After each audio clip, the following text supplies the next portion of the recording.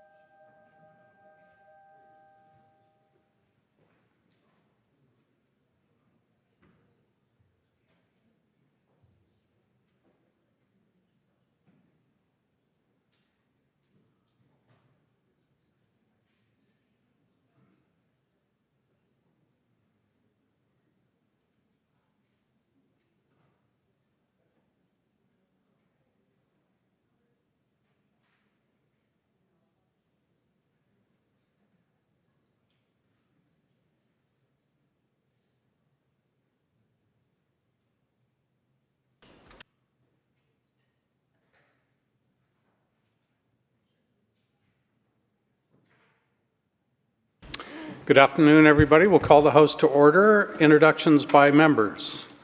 Minister of Community Safety.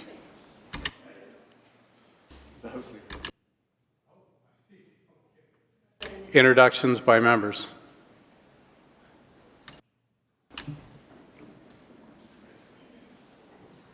Madam Clerk. Introduction of bills, orders of the day. Government House Leader. Mr. Speaker, in the chamber, I'd like to call second reading on Bill 31. In Douglas Third Room, I'd like to call committee on Bill 20. Thank you very much. Member from Kamloops Centre. Thank you, Mr. Speaker. I'm just seeking some clarification or point of order or something. Before lunch, the Minister of Indigenous Relations and Reconciliation was the acting government House Leader. The committee chair reported out progress and sought leave to sit again on Bill 20. The chair asked the acting government House Leader, the Minister of Indigenous Relations and Reconciliation, when shall they sit again, and he said at the next sitting after today, not at the next sitting. So the opposition assumed, based on a Minister of the Crown stating that Bill 20 wouldn't be up for debate until tomorrow, it wouldn't be coming up right after lunch. And so I'm not sure how do we reconcile that. I did check the Hansard. It does not have it in the blues, but it was verbally said, and I don't know if we need to take a short recess so that the video and the audio can be reviewed instead. But we're not trying to play games here, but obviously we do have critics in that, and we would also need to know what the government's plan. We weren't sure if they were just planning on standing down the Douglas fir for the rest of the afternoon when the acting government House Leader, the Minister of Indigenous Relations and Reconciliation, had stated that.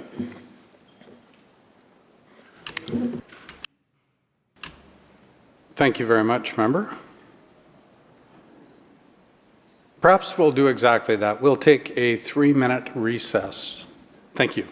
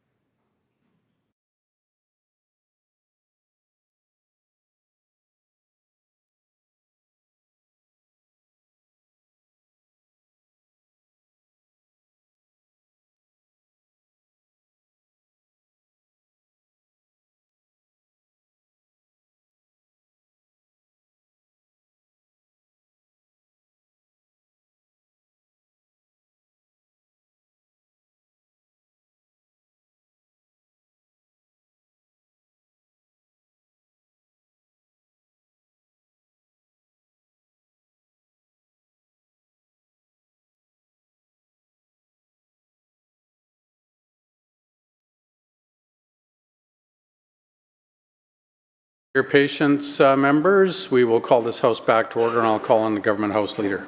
Thank you, Honourable Speaker. I appreciate the member opposite's raising the issue. I will call committee stage Bill 29 in the Douglas Fir room.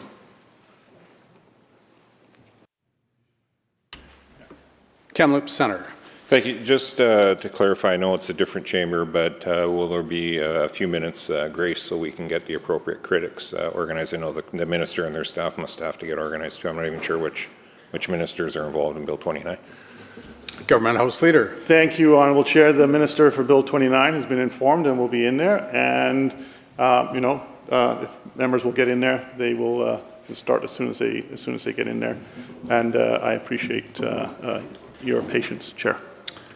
Thank you, Government House Leader. We will continue debate on Bill 31, the Energy Statutes Amendment Act of 2025 in this chamber.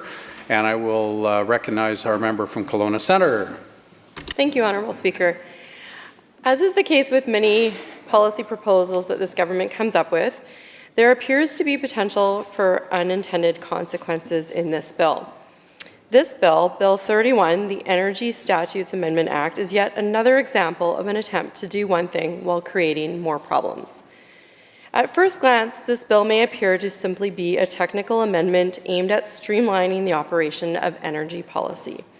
But if we dig deeper, and when we do, there are serious concerns that we need to address. These changes are not just technicalities, they have the potential to drastically reshape the landscape of public utilities in this province, the affordability of energy for families and business, and the future of renewable energy projects.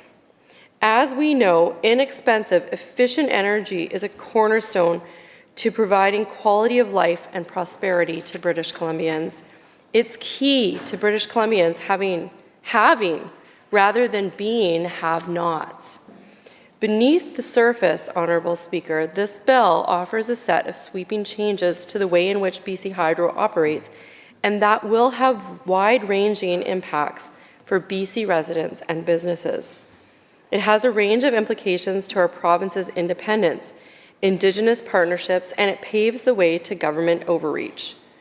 To be clear, the BC Conservative Caucus supports measures that advance energy innovation.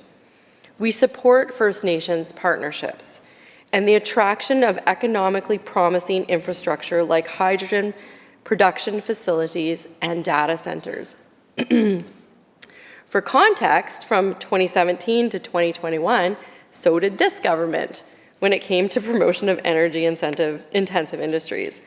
Crypto, hydrogen, carbon capture, synthetic fuel production, and new mines were all industries that were listed as key load attraction opportunities in the BC Hydro 2021 electrification plan.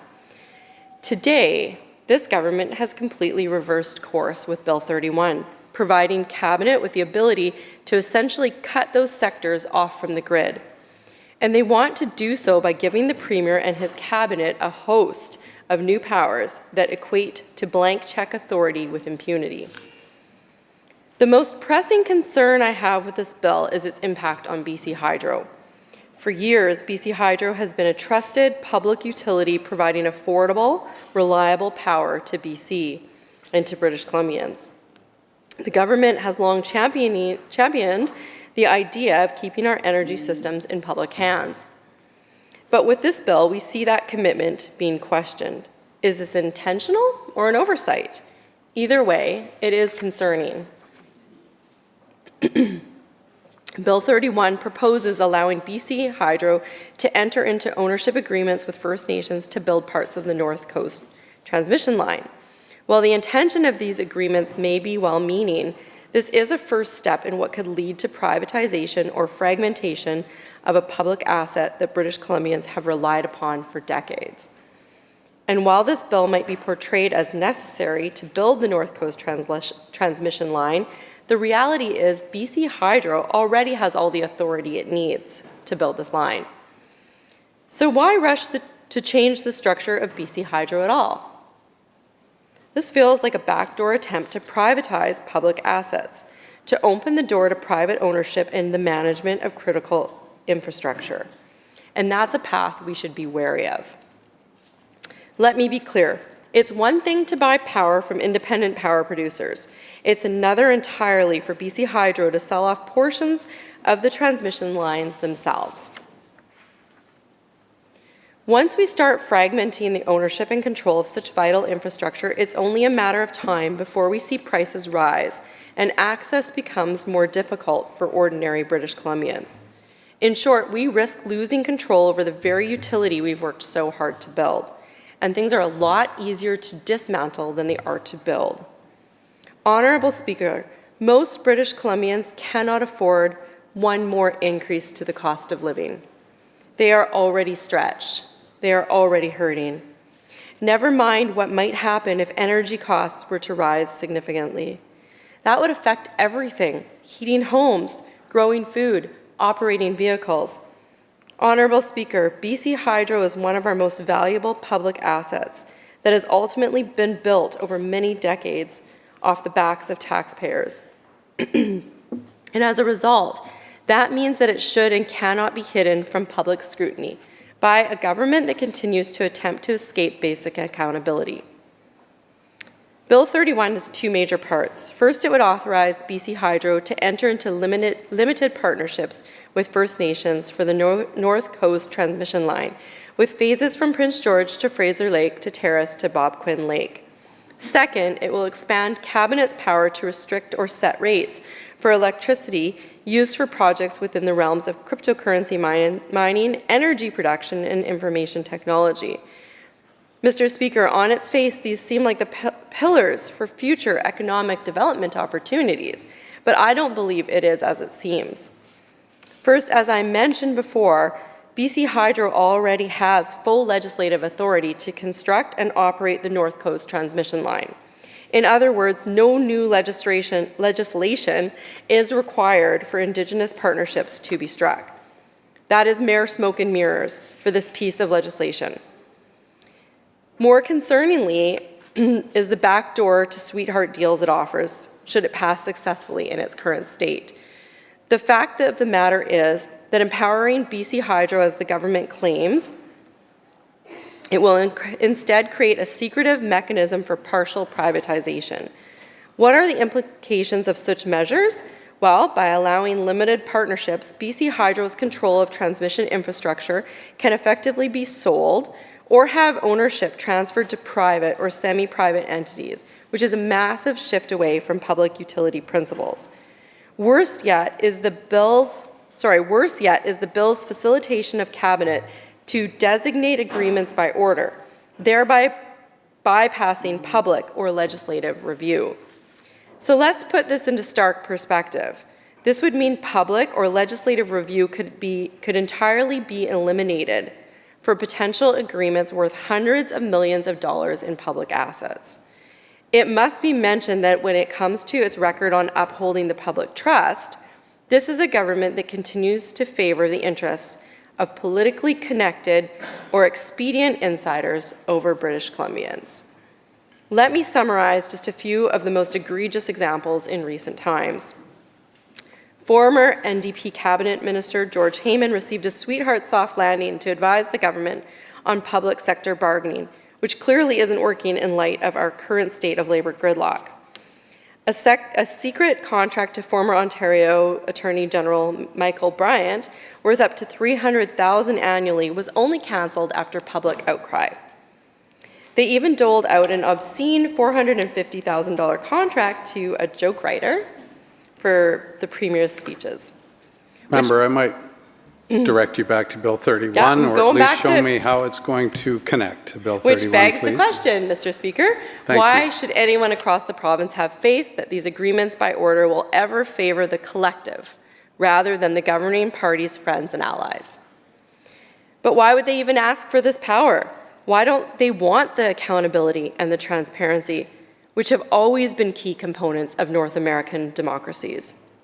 British Columbians deserve better. They deserve that. They deserve transparency and accountability, and quite frankly, I'm honored to stand here today to demand that for them. What is super odd? It's the government's consistent rhetoric championing championing public power for the sake of quality, consistent and reasonably priced energy for everyone. That has now been completely upended with the introduction of a bill that quietly sets a path that entertains and even reinforces selling pieces of the corporation's ownership off indiscriminately. The danger lies in the precedent that the first deal that comes as a result of this legislation will set.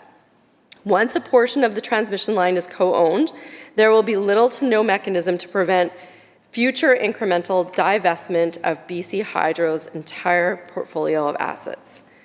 Honourable Speaker, the Conservative Party of British Columbia has long championed market-based solutions like nuclear energy generation, as well as wind and solar, as departure from our current monopoly model, always in the name of meeting greater demand at consistent, reasonable pricing.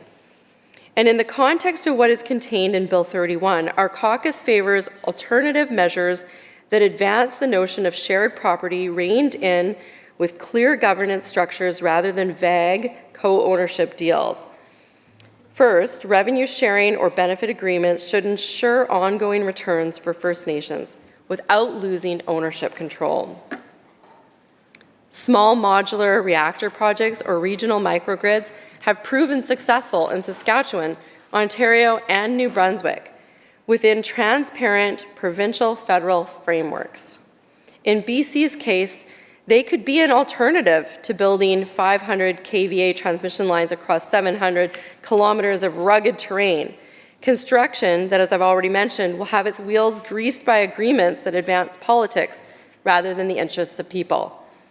Honourable Speaker, we are here in this House today to represent all British Columbians and to speak up for their interests. I'm not convinced that this bill represents their concerns at all.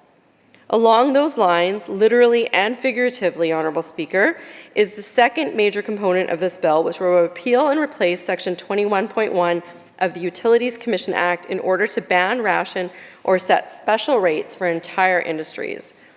This is far beyond the concept of technical regulation that the government is trying so desperately to convince us of. Rather, in the governing party's typical centralized control of the economy thinking, the government, rather than the marketplace, will be able to pick winners and losers in the energy economy, all through the hidden stroke of a pen. Honourable Speaker, it isn't simply the fact that insiders will have a clear path to getting ahead at the expense of average British Columbians. It's the total and complete carte blanche that this legislation will give to Cabinet, once again. They would be able to ban or restrict the use of BC hydroelectricity for certain activities. They'd be able to set their own rates without any recourse for reconsideration. They would be able to cap, ration, or select recipients for electricity services. But the scariest part about all of this is the fact that Hydro would then be able to recover lost revenue from taxpayers for any money-losing project investments that this government deems viable. Honourable Speaker, BC's already fragile economy does not need more incompetence from this government. As I detailed earlier, this government picks and chooses champions in this economy as often as the weather forecast predicts rain along BC's coastlines. AI and data processing infrastructure is now no longer of interest to this government.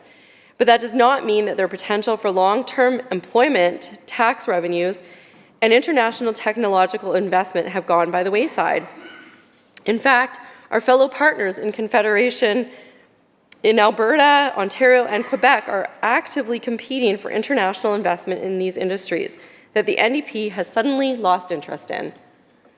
Ironically, their turn away from hydrogen through potential export bans flies in the face of the government's own rhetoric on clean fuel production. I want to mention the huge cost that the North Coast transmission line is slated to cost, without any mention of a full cost-benefit analysis or load justification to back up the government's plan. British Columbians deserve upfront, transparent disclosure. How much will this cost every home and every citizen? With BC Hydro's capital debt already exceeding $27 billion and this province's overall debt tripling since this government took power, there are other choices that can be made in the name of BC taxpayers. More specifically, politically motivated mega projects ultimately mean less money available to support greater affordability, local energy security, or investment in upgrading aging grid infrastructure. As the MLA for Kelowna Centre, I know the importance of energy to our local businesses and our families. In the Okanagan, we're seeing an increasing demand for clean, affordable power, especially as new technologies and industries continue to grow in our region. Our wineries, tech startups, and tourism-based businesses rely on reliable and affordable energy to thrive. And just as we are working to diversify our local economy, we need to ensure that our energy infrastructure is designed to support that growth. That's why I believe we must focus on the long-term sustainability of our public utilities, and that's why I'm concerned about the direction that Bill 31 seems to be taking us. We need to be cautious, and we need to make thoughtful decisions and prioritize the needs of British Columbians, not the interests of private corporations looking to profit off our public resources. I want to make it clear that while I recognize the importance of modernizing our energy systems and addressing the challenges of the future, I have serious concerns about the direction this bill is taking. And Bill 31 opens the door to the privatization of BC Hydro, undermines previously successful policy initiatives for new industries, and raises questions about how we regulate emerging sectors. As we move forward, I will continue to raise these concerns, seek input from my constituents, and work with my colleagues across the aisle to ensure that we make the right decisions for the people of British Columbia and the communities of Kelowna and the Central Okanagan. Together, we can ensure that our energy future is sustainable and affordable and controlled by the people of British Columbia. I look forward to engaging in further discussion and hearing answers during the committee stage. In closing, Honourable Speaker, Bill 31 is unnecessary, overreaching, and poorly aligned with BC's potential energy future. It risks privatization of public assets, political interference in electricity markets, and dampening international investment in favor of behind closed-door politics favoring the governing party. Simply put, public power must remain accountable to the public interest, which should always supersede unlimited cabinet orders, political interests, or quiet partnerships signed away from scrutiny. I strongly encourage the government to withdraw this power-grabbing bill entirely. Let's bring one that is better aligned with the notion of building an independent, equitable, and sustainable energy future in BC. It's paramount that we commit to bills in this House today that make life better and more affordable for all British Columbians. Thank you, Honourable Speaker. Thank you very much, Member. Honourable members, the Chair wishes to provide some clarity to the House with respect to business that is being undertaken in Section A. We had a little bit of confusion earlier. At the call of orders of the day, the Acting Government House Leader called Committee on Bill 20 in Section A, and those proceedings got underway before the point of order was raised by the member for Kamloops Centre was resolved. It appears that the responsible minister and critic are engaging in debate in Section A without further objection raised. Therefore, the item of business first called by the Acting Government House Leader, being Committee on Bill 20, is permitted to proceed. Now, continuing in this chamber with Bill 31, Energy Statutes Amendment Act of 2025 debate, we will recognize our member from Maple Ridge East. Thank you, Mr. Speaker. I rise today to speak on Bill 31, the Energy Statutes Amendment Act 2025. As the member for Maple Ridge and Mission, I represent families, workers, and small business owners. Member, I'm sorry to interrupt so early in your speech. I wanted to recognize, apologies, thank you very much. Member, I'm sorry. Carry on. As the member for Maple Ridge and Mission, I represent families, workers, and small business owners in the eastern part of Metro Vancouver, people who already face high living costs and rising BC Hydro bills. When we talk about major energy projects like the proposed North Coast transmission line, we must be honest about who will be paying the bill. And Mr. Speaker, it will not just be the people on the North Coast. It will be every ratepayer across British Columbia, including the hardworking families in Maple Ridge, Albion, Kanaka Creek, and the communities east of us like Mission, Abbotsford, and Chilliwack. Bill 31 gives the government new powers to speed up the construction of the North Coast Transmission Line, a 500 kilovolt high voltage line running hundreds of kilometers from near Prince George to Terrace and beyond. The government says the two phases alone will cost about $6 billion. That is $6 billion before we even include the full extension toward Bob Queen Lake. And the government wants to move this project outside the full oversight of the BC Utilities Commission, the independent body that normally reviews the need and cost of major energy projects. Mr. Speaker, that should worry every British Columbian who pays a hydro bill. When projects of this mega size go ahead without full review, we risk cost overruns, delays, and higher rates. And because BC Hydro spreads its cost across all customers, that means every one of us pays, even the families in Maple Ridge and Mission who will never see or use that line. And let's be very clear, the people in my riding will not get cheaper power or new local jobs from this project. Yet the hydro bills may rise to help pay for it, and I don't think that is fair. We have learned from history, large remote infrastructure projects like Site C Dam can face huge cost overruns, environmental damage, and construction delays. The terrain between Prince George and the North Coast is rugged and remote.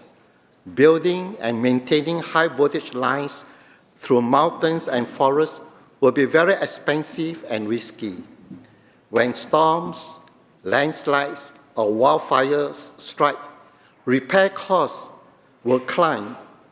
Over time, these costs add up, and again, every hydro customer across the province shares that financial burden. Mr. Speaker, before we spend billions more, we should ask a simple question. Is there a better, cheaper way to meet the North Coast power needs? I believe there are smarter, more local solutions that can deliver power where it is needed, without forcing all of British Columbia's ratepayers to foot the bill. Let me highlight three of these. First, natural gas generation near the North Coast. British Columbia has plentiful natural gas reserves, especially in the north. Building modern, efficient gas-fired plants near industrial users like mines, ports, and LNG terminals would create local jobs, shorten build times, and reduce the need for long transmission lines. Cleaner natural gas technology can provide reliable base power while still moving toward a lower emission future. It makes economic sense to use energy resources already in the region rather than spending costly power lines across half the province. Second, the wood waste and biomass generation. The North Coast and interior have many mills and forestry operations that produce wood waste, such as sawdust, bark, and chips, that often end up burned or wasted. That material can fuel biomass power plants to create clean, renewable energy close to where it is needed. BC Hydro's own studies have shown the province could generate thousands of gigawatt hours per year from wood-based biomass. Using this local resource keeps dollars in the community, reduce waste, and create jobs. Third, the small modular nuclear reactors. Across Canada, new small modular reactors, SMRs for short, are being developed in Saskatchewan, Ontario, and New Brunswick. These units can provide 10 to 300 megawatts of clean, reliable energy.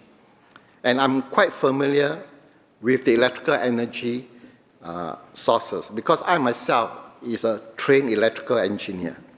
Instead of one massive transmission line, an SMR located near the North Coast could power major industries directly with less environmental disruption and lower long-term costs.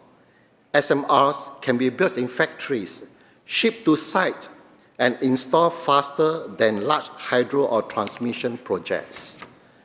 These local options, gas, biomass, and SMRs, offer flexibility, resilience, and fairness. They serve the North Coast needs without putting the entire financial burden on hydro customers from Maple Ridge to Victoria to Fort St. John to Mackenzie. The families in Maple Ridge and Mission work hard. They already face higher grocery bills, higher gas prices, and higher interest rates. The last thing they need is another jump in the hydro bill to pay for a project hundreds of kilometers away. Yet, we must support development in the North Coast. Yes, we must support development in the North Coast, but we must do it in a responsible, fair way.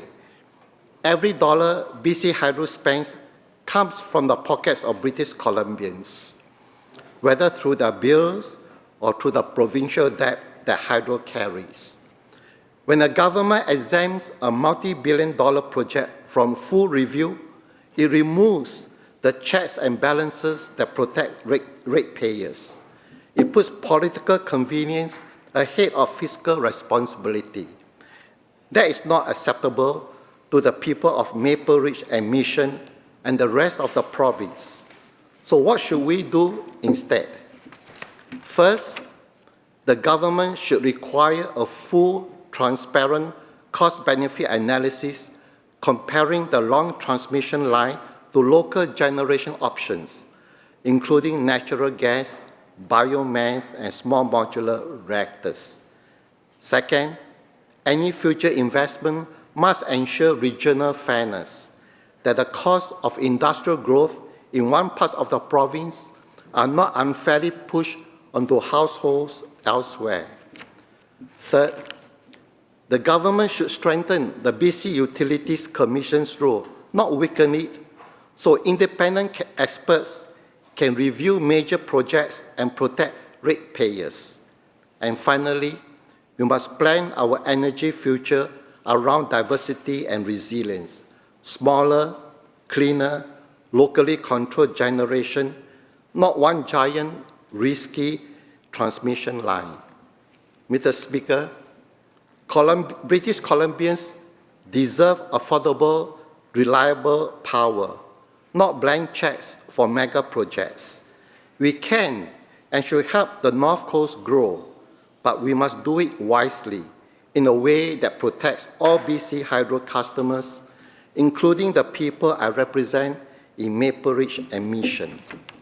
So let us not rush into another multi-billion-dollar gamble that every rich payer will be forced to cover for decades. Let us pause, review, and choose smarter local energy solutions that serve both the North and the South, both industry and families. The people of Maple Ridge and Mission and all British Columbians deserve nothing less. I thank you, Mr. Speaker. Thank you very much, Member. Chair will recognize the House Leader of the Official Opposition. Thank you very much. I rise to speak today about Bill 31, entitled Energy Statutes Amendment Act 2025, and the very similar nature that we're seeing for bills like this coming from this government in response to, I think, an outcry from British Columbians around the often slow and confusing, arduous processes that have been holding up investment in British Columbia. And not only that, we've seen many investors actually give up and have to relocate somewhere else. And so we actually lose their business forever. And so this government, rather than take a look at those processes and bring forward legislation that is thoughtful to address some of those measures that many sectors, many partners, many Indigenous communities have said could be done in a much better way, their answer is to then push forward legislation that again, is very similar in what we've seen happen in the spring session that completely goes in the other direction. And by doing so, what we see is a centralized power with cabinet to make regulations. And when we read and look into the legislation itself, really it is an undefined set of decisions that could be made or could not be made for an indefinite time or an indefinite time, or charges to be paid for some and not for others. The language in here, honestly, is so wide and giving so much leeway to cabinet that we would never know what they are doing, really, if this legislation passes the way that it is written here today. And not only is that concerning with regards to just the opening pieces when you open it up and read what's actually written here, but the idea that, as has been pointed out by some of the critics out there looking at this legislation as well, not just within the House, the fact that a public utility would have the ability to collect costs it incurs of revenue forecasted to be lost as a result of a regulation under this section.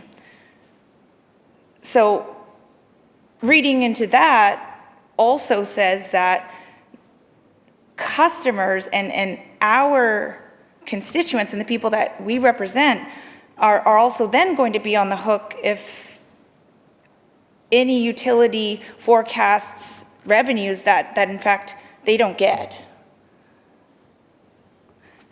And so sounding the alarm on just a few things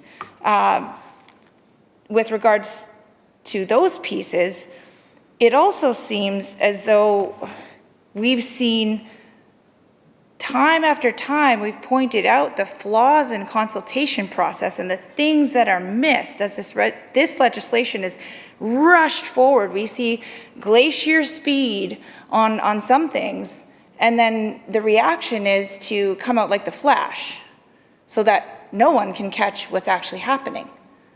And neither really seems to be a fit for the sector, for Indigenous partners, communities, leaders, and for British Columbians. When we take a look at some of the other high-level purposes of this legislation, in answering to the dire need for the ability for us to power ourselves with electricity. We know that BC has been importing electricity for quite some time, at least 25%, up to 30%. And so we're relying on these external sources, and according to the way we would put this legislation forward, this is an answer to that. Well, that's all good and well, except for when you look at the timelines and you look at what it purports to to be able to deliver, we've been outpacing ourselves in electricity for a long time to come. And this warning has been the writing on the wall for a long time for this government to recognize and realize. And this is a drop in the bucket in terms of what's needed. But by the standards of Clean BC and some other targets that we're made to believe can be met, we're not using our own resources to the fullest of our capacity, because while we're limiting ourselves on the ability to use our own natural resources, natural gas provided through LNG, it doesn't really, again, the equation doesn't quite add up to me when I put all of the pieces together. Because as we limit ourselves, we import electricity while other countries get to benefit from what BC has to offer. And so I cannot seem to put together exactly how this bill, the way it's written and put in front of us today, is supposed to be the answer to all of that. Especially since we look at some of the questions that have been brought forward and concerns brought forward by members around the consultation process. We asked again last session which First Nations have been consulted. And if we're going to go by the standards that this government has set out, which again we've pointed out maybe are not the best mechanisms to prove consultation, free, prior, informed consent, that yes, we held a meeting, yes, we put out a letter, yes. Who attended the meeting? How many yeses? How many noes? And then when you reach out to these communities and ask about the consultation process, they either haven't been consulted meaningfully, as the government states they have, or they have no idea. And then what we find happens after the fact, by the proof that legislation's already been pulled from this session because of that concern, instead of taking the ownership for not consulting properly on a piece of legislation, tried to put it on the head of the city. When that own minister who had that legislation had the duty to consult and didn't.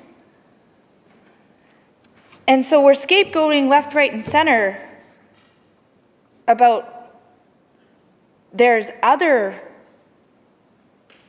entities out there that should be consulting, but really the duty to consult and to ensure that the legislation that passes in this House has properly gone through the procedures that they've outlined they need to go through.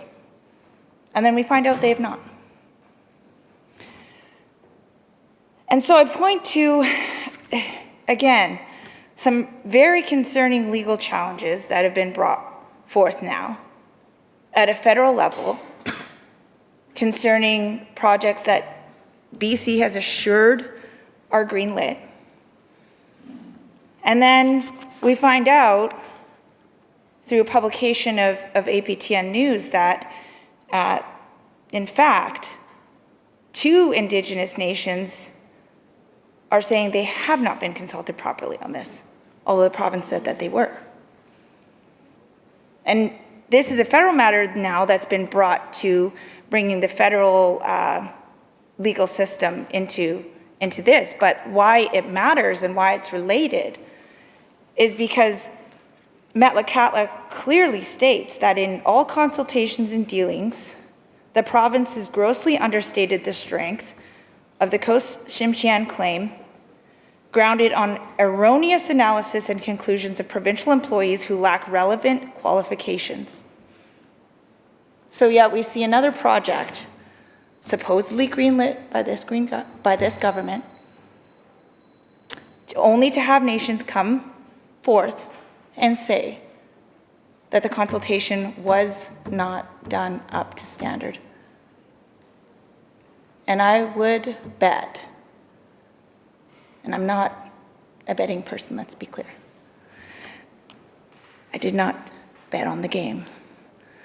Maybe I should have last night, but I would bet that if we took a look at this legislation in its current form and asked critical questions of all of the nations that will be impacted by the change of regulation and the ability for cabinet to make these decisions by their hand alone, and who gets power when, by what amount and measure, and which projects they deem to be economically viable, that we may not see the consensus that is purported and reported in the promotion of this legislation as it is right now. And so, by that measure and bringing forth those concerns with the legislation as it is right now, we do have questions, some very specific questions that we'd be bringing forward in terms of, again, meaningful consultation and the vast amount of land and kilometers that this transmission line actually will cross and the effects that it's going to have. And where Indigenous communities have been consulted and have been involved, then of course that's all there.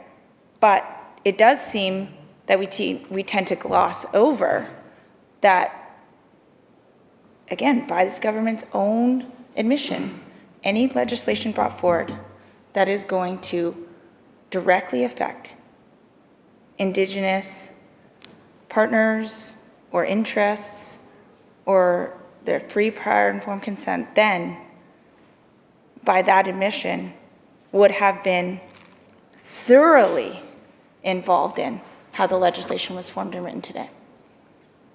And not just the impact of the transmission line, I mean the legislation, knowing that once it's passed, decisions will be made, and consultation is actually by choice of the government.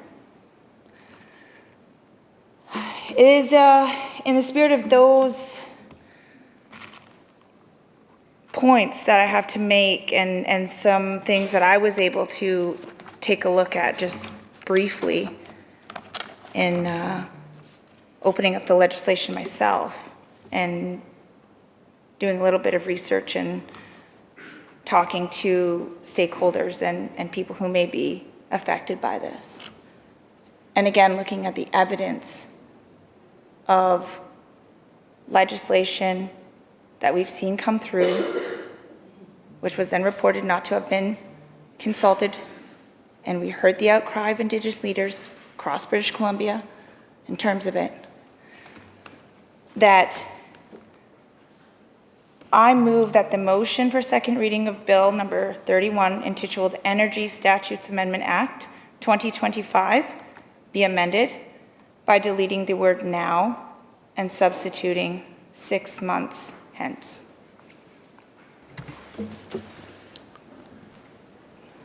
Thank you, member. I think what we'll do is take a moment to consume the motion, and we'll call a brief recess to circulate that to our members. Thank you.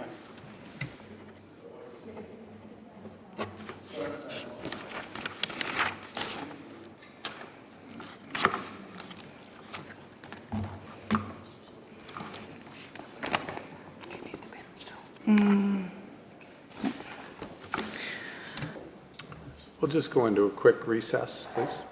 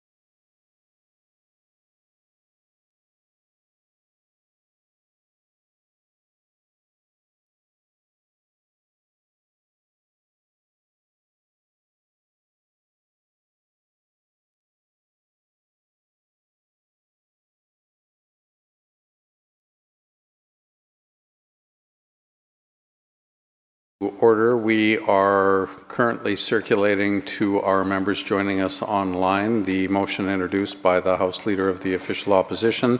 I move that the motion for second reading of Bill number 31, intituled Energy Statutes Amendment Act 2025, be amended by deleting the word now and substituting 6 months hence. We will now consider debate on that motion. Recognizing the House Leader of the Official Opposition. Oh, thank you very much. In proposing the amendment to this legislation, I just want to make it very clear that this is not about holding our resources, our projects, development, partnerships, or any kind of undue prosperity for British Columbia hostage. The idea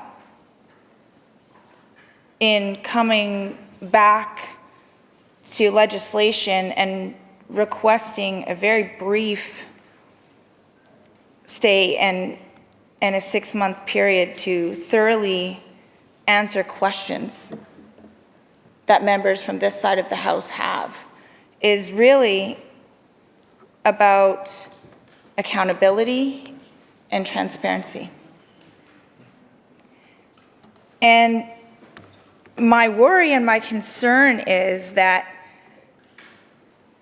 too often what we have and the kind of language that comes through and the effect of these types of legislation is that it's seen as the ability, again, by cabinet, by this government, to pick and choose through language that is vague and to be able to cherry pick on partnerships or consultations that are successful, while others that are either striving to be competitive, to be noticed by this government, or have been ignored completely in a consultation process, as we've seen and as we've heard, that those voices get a chance to be at least in conversation in a 6-month period that would allow for necessary changes to legislation such as this to be made. And by that, being accountable to people who may have concerns such as we've brought forward around the wide parameters that is afforded to a government to make, again, these kind of decisions today, but who's to say with the language that's outlined here, those decisions don't drastically change in the other direction because there are no guardrails there. When a line directly from here says, can make regulations respecting provision, and then lists cryptocurrency, electronic data used for artificial intelligence, or to produce hydrogen for use outside Canada, what you don't see is provisions for what? To limit? To enhance? To curb? Because it's so wide, it actually just grants the power to make any provision, but today it could be one thing and later on it could be another.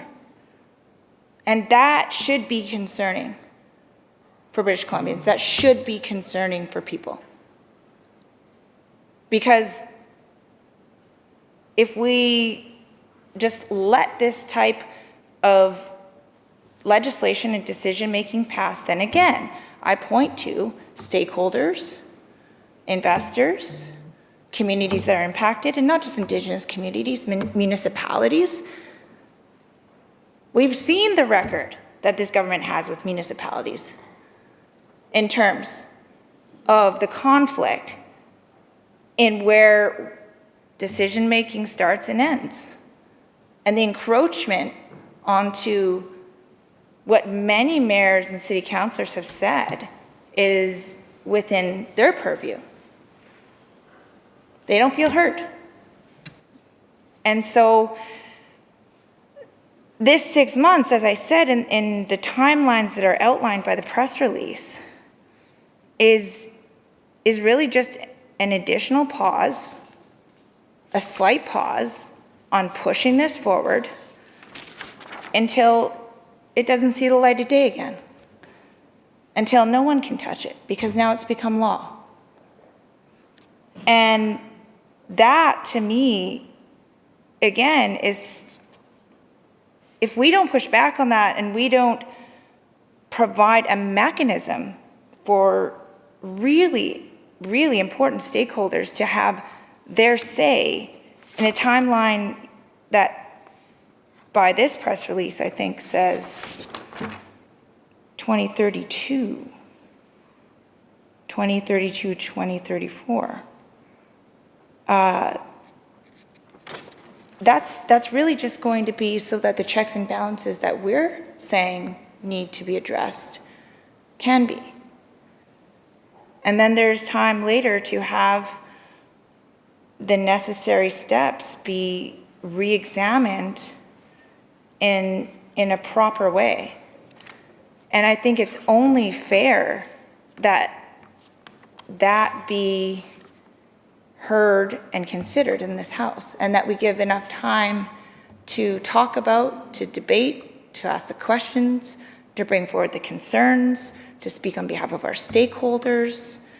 Because we all know, again, as I highlighted before, what can happen if we steamroll ahead, we forget the little guy, and then 2 months in, they come knocking at the door of government with a court case in hand.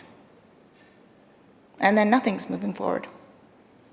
And sadly, that has been the record that we've experienced.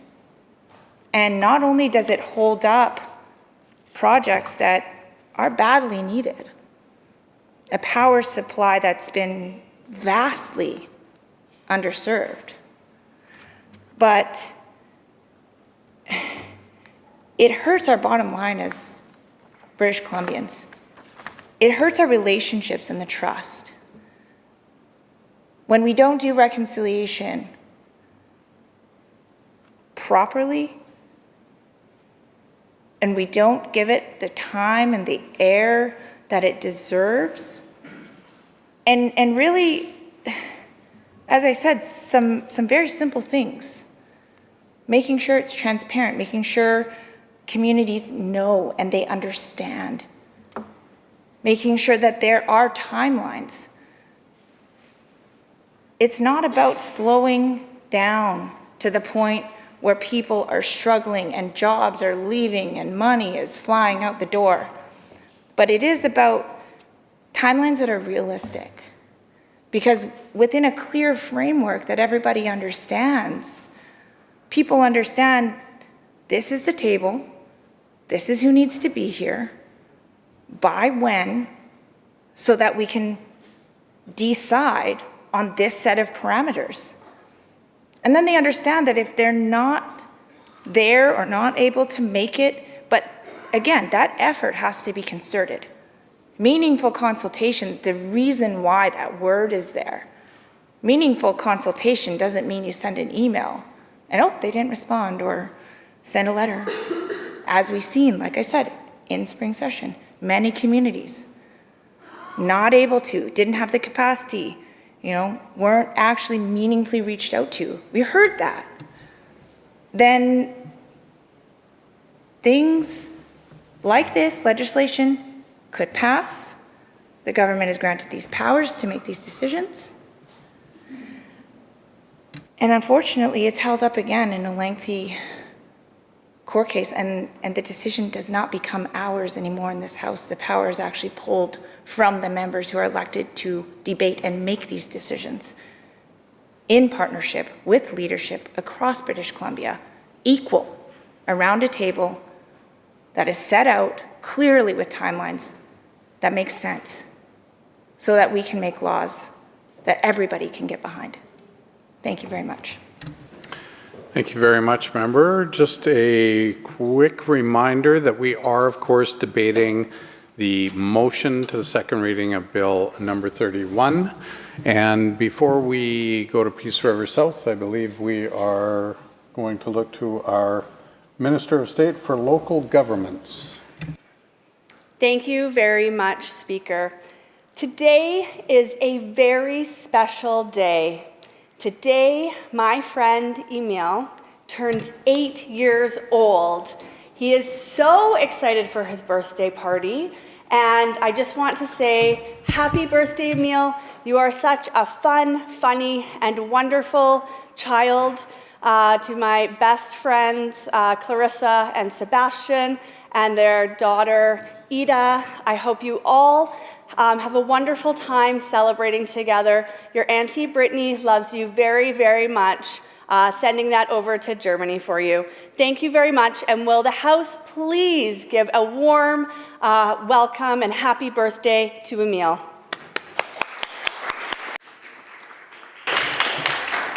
Well, thank you very much, Minister of State. Now, shall the House give leave for that? Aye. Thank you very much. Thank you very much. We are, of course, entertaining a motion on second reading of Bill number 31, and I would encourage members to stay speaking on that topic. We have had significant conversation about Bill 31 itself, but I would like to hear more about the actual motion and the reason for the encouraged delay. And I just want to make sure that that is what we speak about today. We will have an opportunity, I'm sure, at some point to return to Bill 31 debate. Recognizing our member from Peace River South. Thank you, Mr. Speaker. And last time I addressed Bill 31, and in this case, obviously addressing the motion that was just introduced, I did suggest to the minister that I would provide a joke. I did not have enough time to do that, so my apologies again. And oh, well, touche. Perhaps we could get back to the motion, member. Touche. By leave, we move that the motion for second reading of Bill 31, the Energy Statutes Amendment Act 2025, be amended, as already mentioned, by deleting the word now and substituting 6 months hence. This is not a motion for delay's sake. It is a motion asking for deliberation, a necessary pause to ensure that this legislation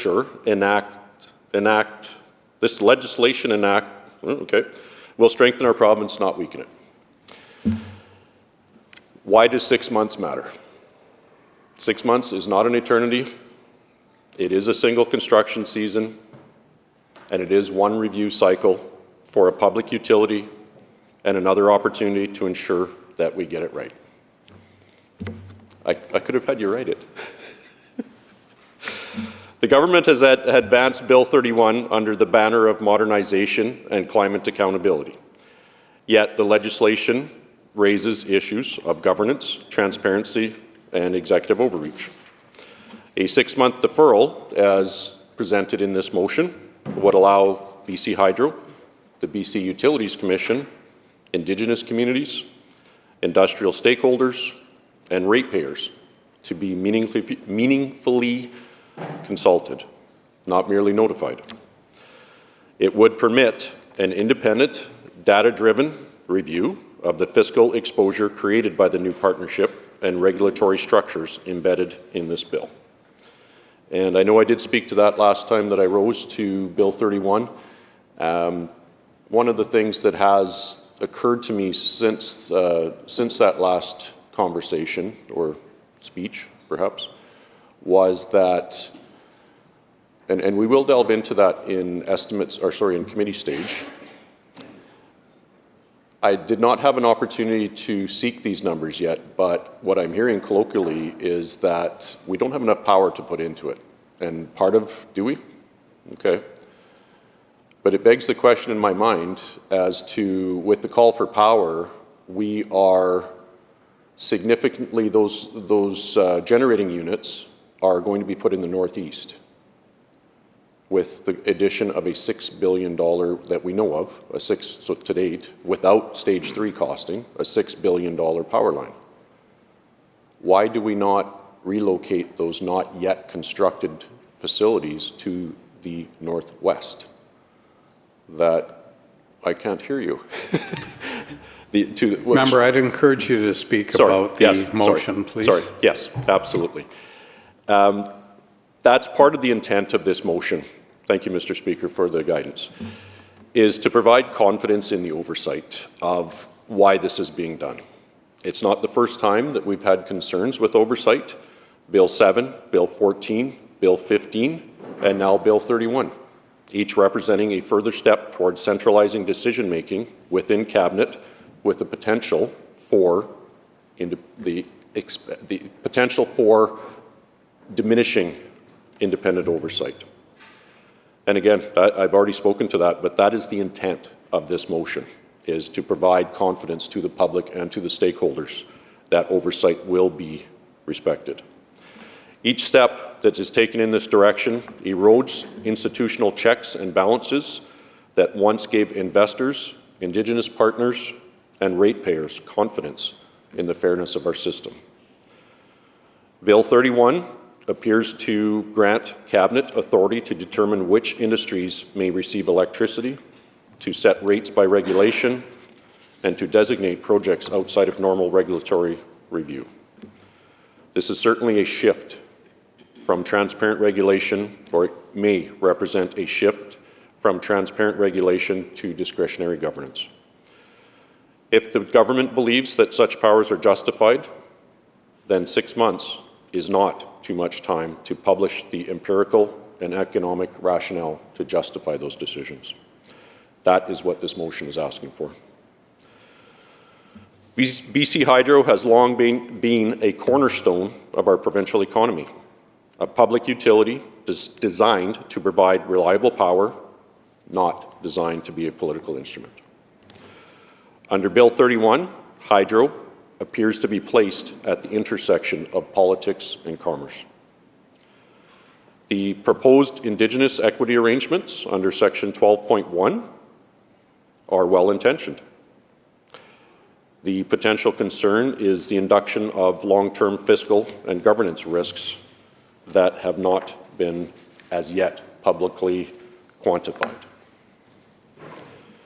Again, the purpose for this amendment is to give time for that to occur. The question would beg itself, who bears the cost if a project overruns or underperforms?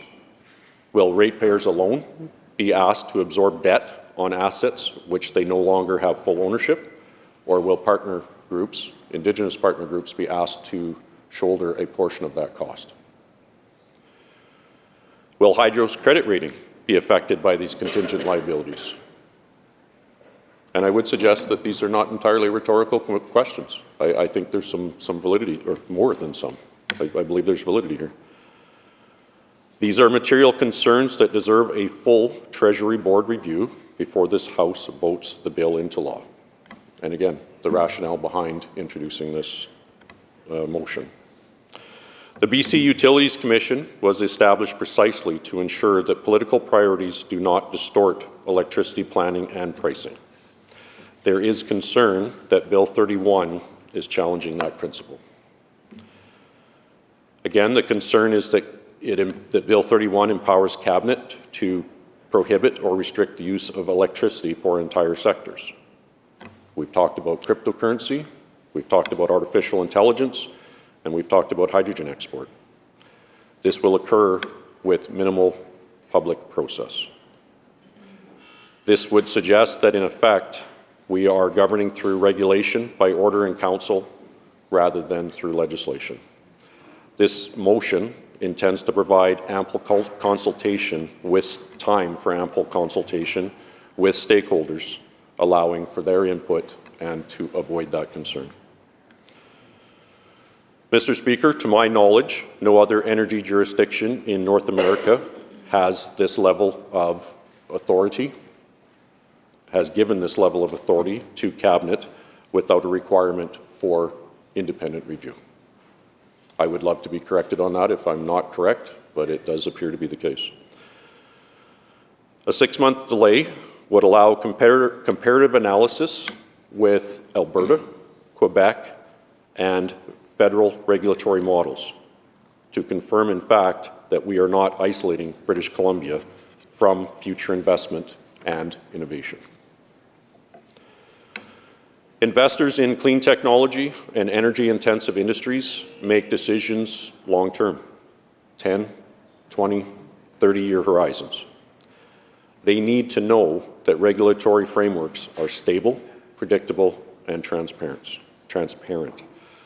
When rules can be changed without notice or appeal, as potentially could happen through Cabinet, investor confidence evaporates.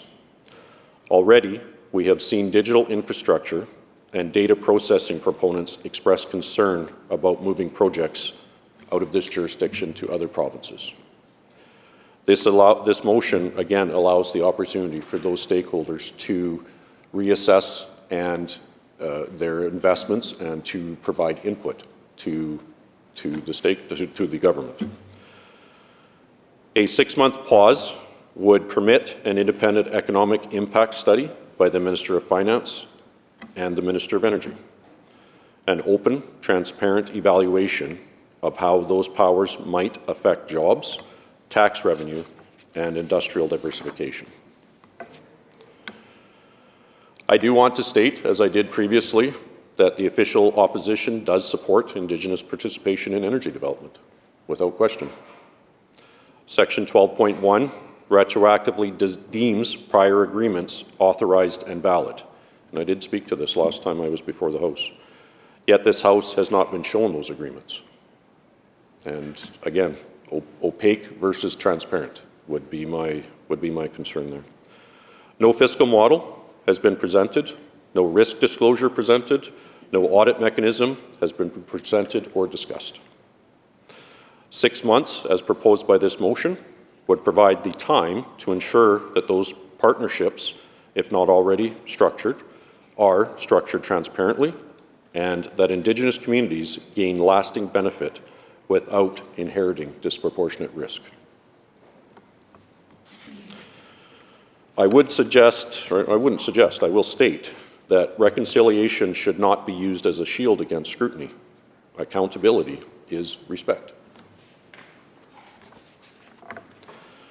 Bill 31 is presented as part of Clean BC, yet its mechanisms may or may not, I will leave that open to future interpretation, may or may not inadvertently hinder decarbonization. Potentially restricting access to clean electricity for sectors like hydrogen, data processing, those restrictions could push industries toward higher emission jurisdictions. Meeting our climate targets by exporting emissions elsewhere is not, in my opinion, is not the British Columbia way. We can have that discussion. I would go on to state that public trust, as we all know, is fragile. In fact, I was just responding to an email that would suggest very much that's the case. Each time legislation bypasses independent oversight or appears to, that trust, that public trust, is further eroded.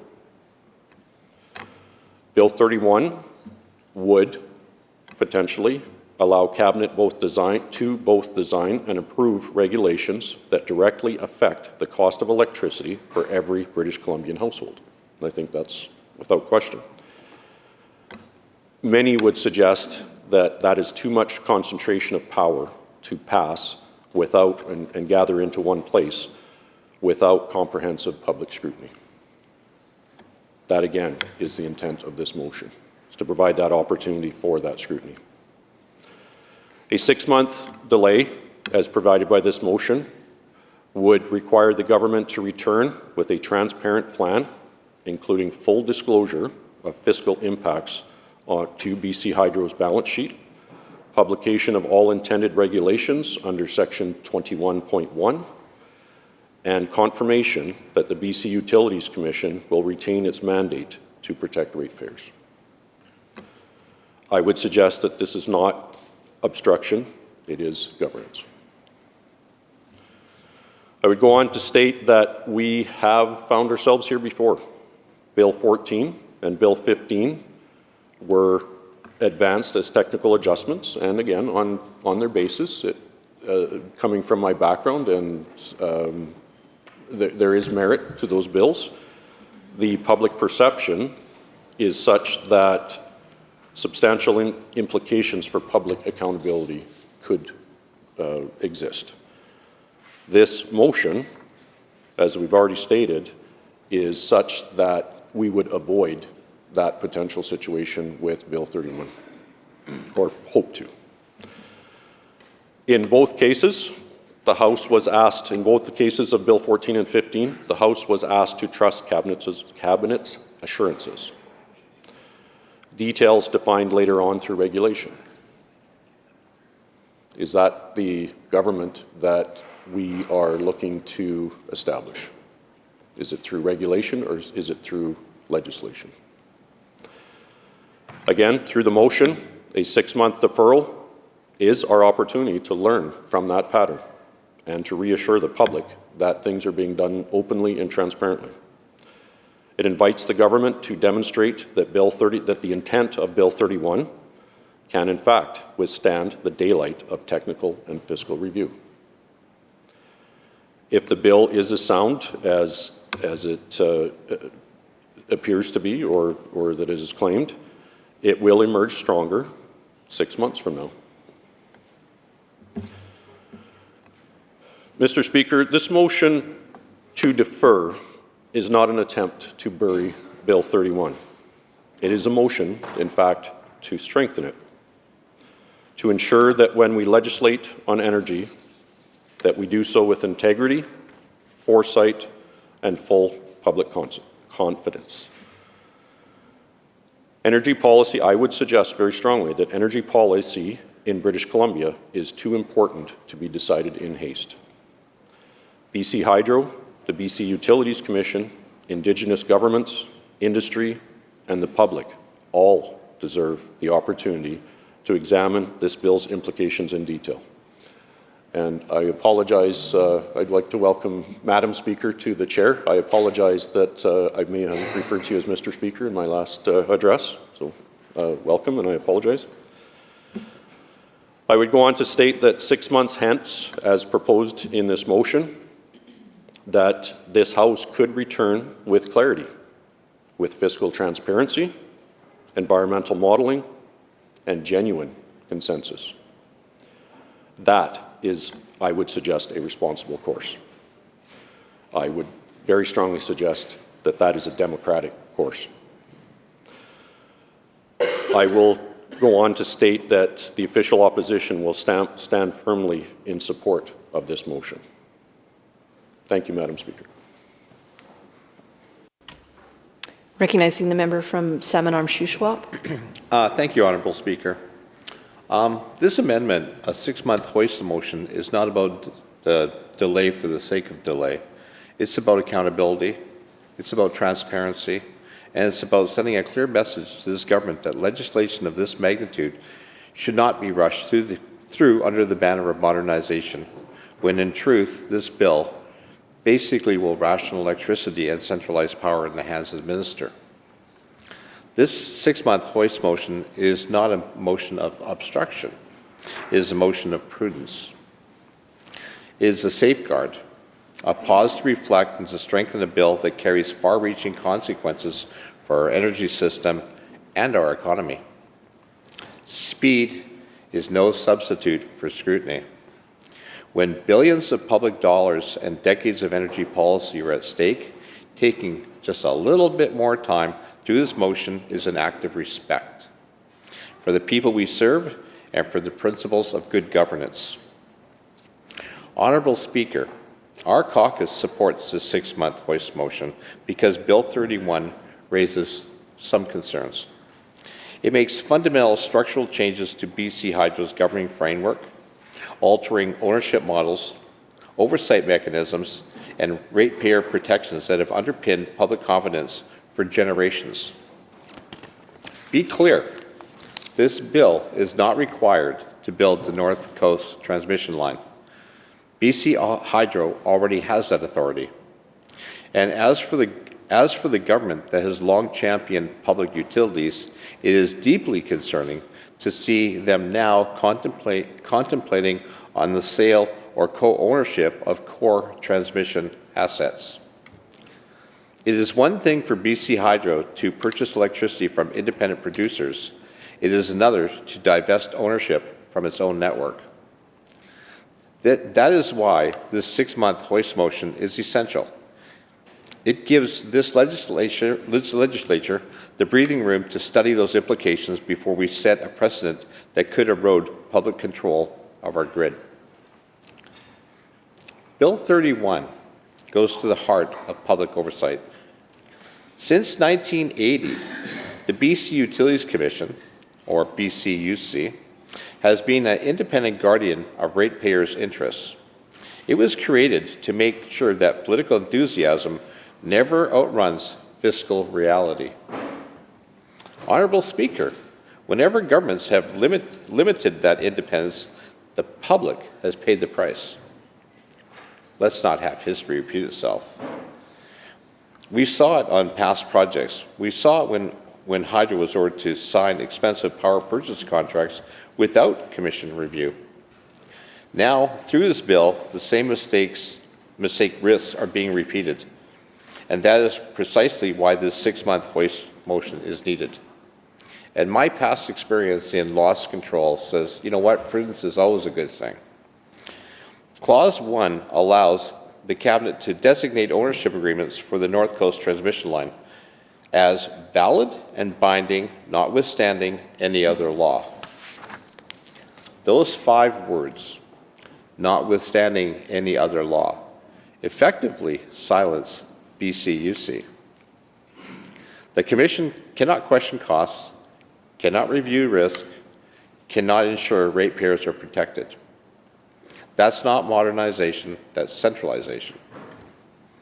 The 6-month hoist motion gives us a chance to correct that course, to restore independent oversight before it disappears under executive order, or at least have a discussion about it. Honourable Speaker, the history here explains why this 6-month hoist motion is necessary. In 2018, the same government, BC Hydro, rolled out a campaign to attract cryptocurrency miners.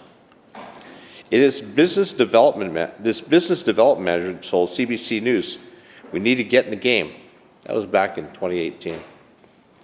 Hydro received 10,000 megawatts in new load inquiries, half of them from crypto mining.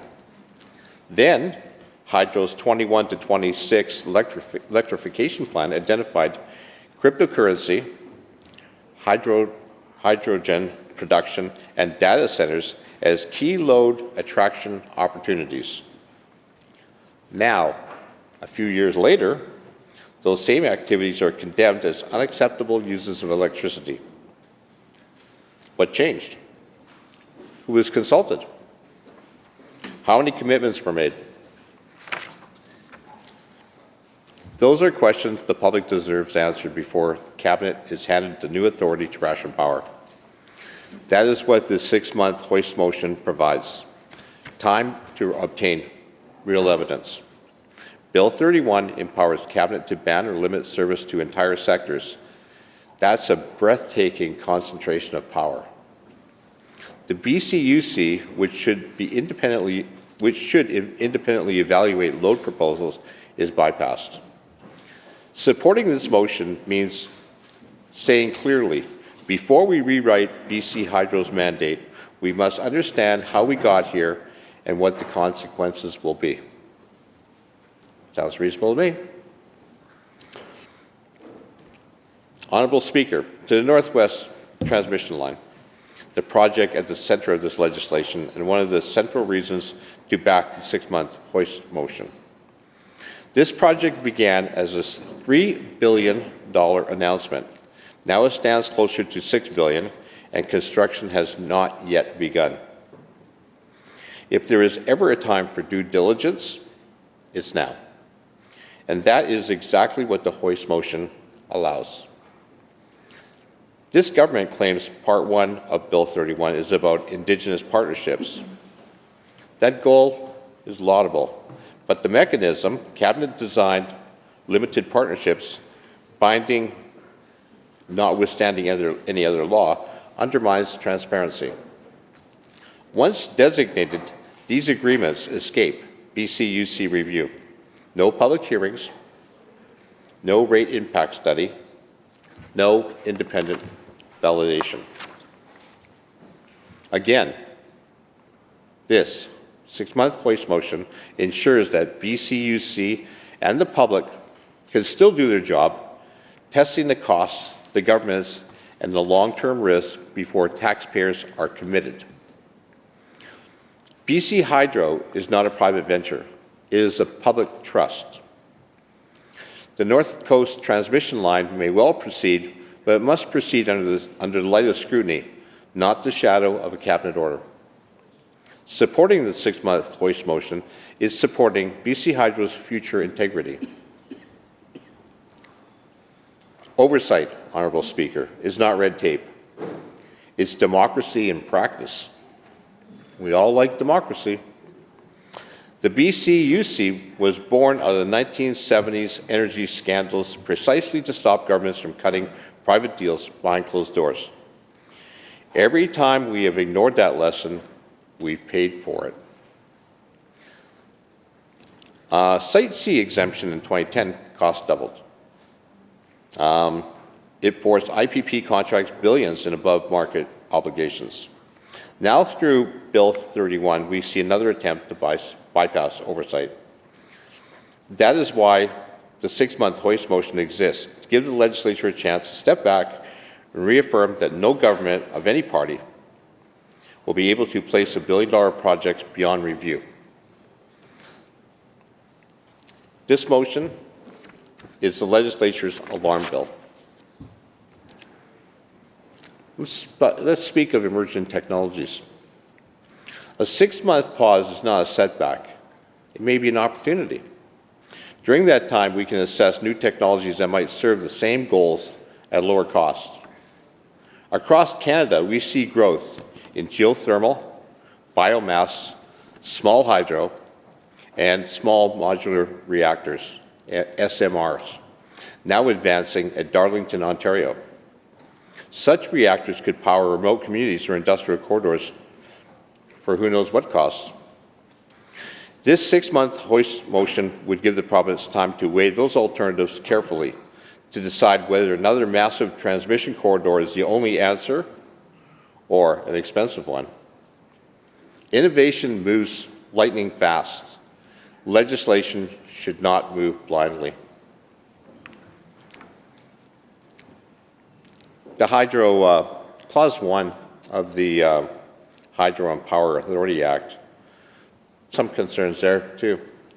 Clause 1 creates a new section, Section 12.1, allowing BC Hydro to enter ownership agreements with First Nations for parts of the North Coast transmission line.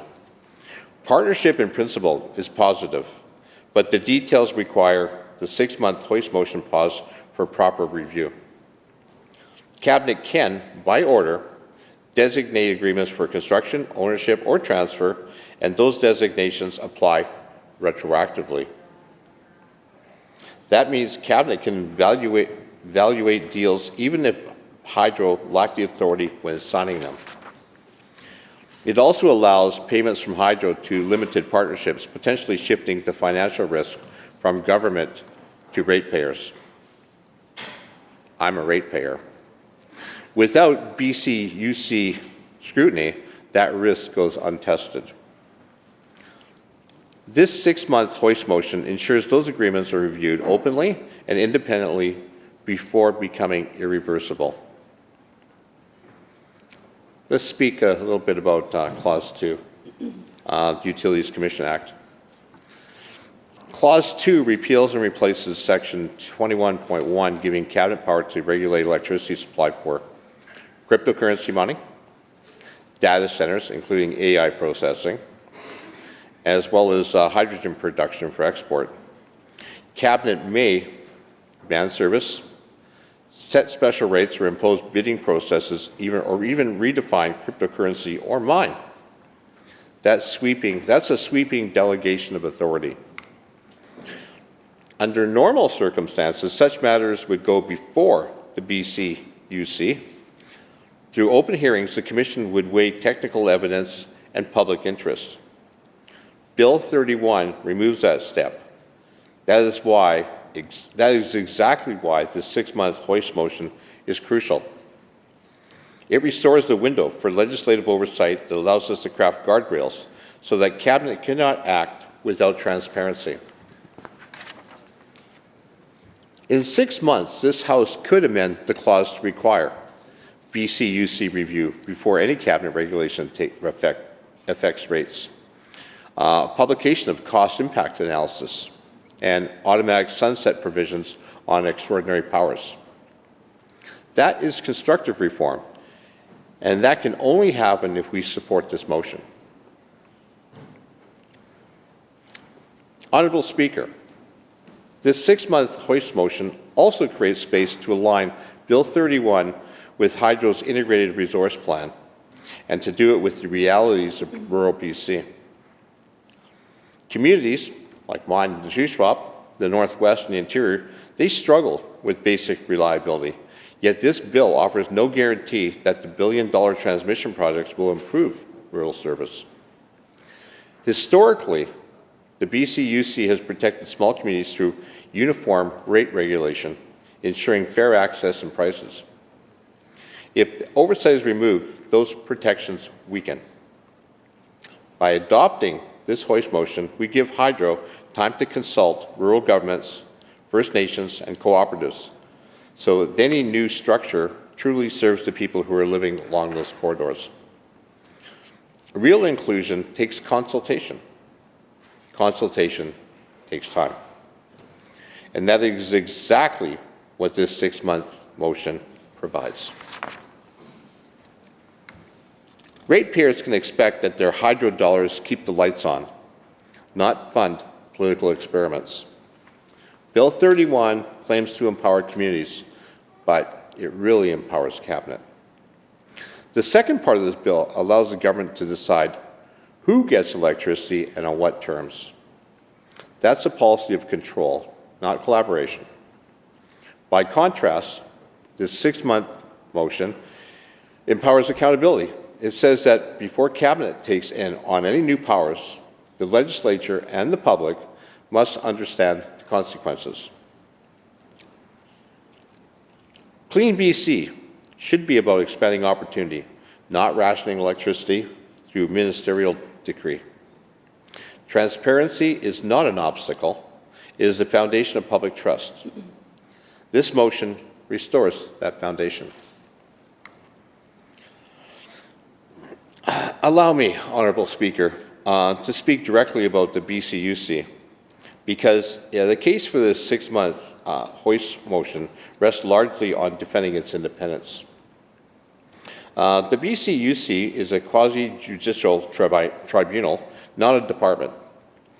Commissioners swear an oath to the public interest. They conduct hearings, they cross-examine experts, and they publish reasoned decisions. That independence keeps borrowing costs low and maintains Hydro's credit ratings, something credit rating agencies explicitly tie to BCUC oversight. I think that's a good thing. When Manitoba bypassed this regulator, costs ballooned. When Ontario's Energy Board was overridden, taxpayers paid a hidden surcharge. We must not walk down that same road. Supporting this 6-month hoist motion reaffirms that no government should regulate itself without an independent check. The Commission is not a hurdle. It is our insurance policy against expensive mistakes or oversights. Not always mistakes. Sometimes they're just oversights. Honourable Speaker, this motion also safeguards fiscal integrity. Bill 31 could enable Hydro to move liabilities into limited partnerships off its main balance sheet. That might satisfy short-term accounting goals, but that would expose the ratepayers later. We've seen it with past deferrals, billions hidden in debt that are reemerged as rate hikes. A 6-month pause would give the Auditor General and the Finance Committee time to review these implications, ensuring that Hydro's books remain transparent and compliant with accepted accounting standards. That's good governance, not delay.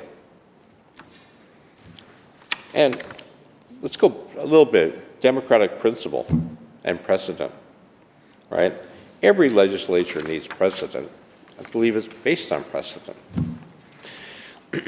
If we allow Cabinet to bypass the BC you see today, future governments of any stripe will use that same precedent tomorrow. Today it's transmission, tomorrow it could be generation. Next time, rates themselves. Supporting the 6-month hoist motion is about more than Bill 31. It's about reaffirming that energy decisions must face independent review. This is a line between executive convenience and legislative accountability. Let's stand on the side of accountability. Honourable Speaker, supporting this 6-month hoist motion is not just about rejecting progress, it's about perfecting it. It says that we believe in clean energy, clean growth, Indigenous partnerships, and innovation. But we also believe in consultation, transparency, and fiscal discipline. By adopting this motion, we give BC Hydro, the Ministry, and this Legislature time to refine Bill 31, to re-embed the BC UC, so we feel that it's a good idea, to clarify costs, and to ensure the public remains at the heart of our energy system. When this bill returns after 6 months, it should return ready, reliable, and responsible. Because progress without prudence is politics without principle.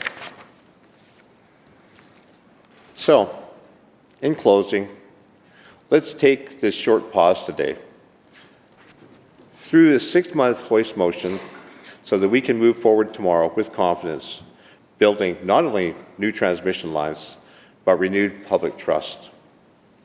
For those reasons, Honourable Speaker, I support the 6-month hoist motion, and I believe that is the right way to go, because time is not of the essence today, but time to review things and take a look at the big picture and take everything into account is probably a very, very prudent way of doing things, a prudent way of doing business. You wouldn't run a business and you wouldn't do things haphazardly. So I believe in taking time, taking a little bit of a pause, and then come back. Let's debate it. And in closing, I thank you very much.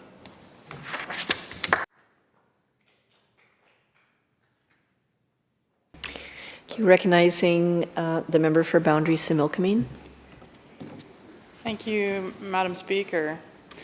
I rise in support of this motion to delay second reading of Bill 31, the Energy Statutes Amendment Act 2025, for 6 months to allow all parties, stakeholders, and communities to fully understand and submit comments on this bill. In typical NDP fashion, they're doing another fast big swing. First, they blocked development of new dams, and now after failing to adequately plan for our energy needs, they're taking a swing all the way to the other side.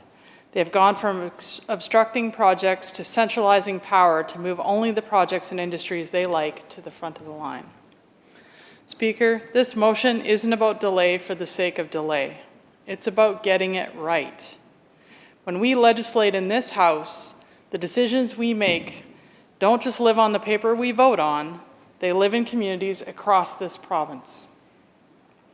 They determine whether projects move forward or stall, whether businesses hire or whether they close their doors, whether investors start that project or whether people in rural British Columbia feel like they're part of the province's energy future or left behind by it. That's what this amendment is really about. Giving government time to listen to those voices, to consult, and to make sure that what's being proposed here actually helps this province instead of hurting it.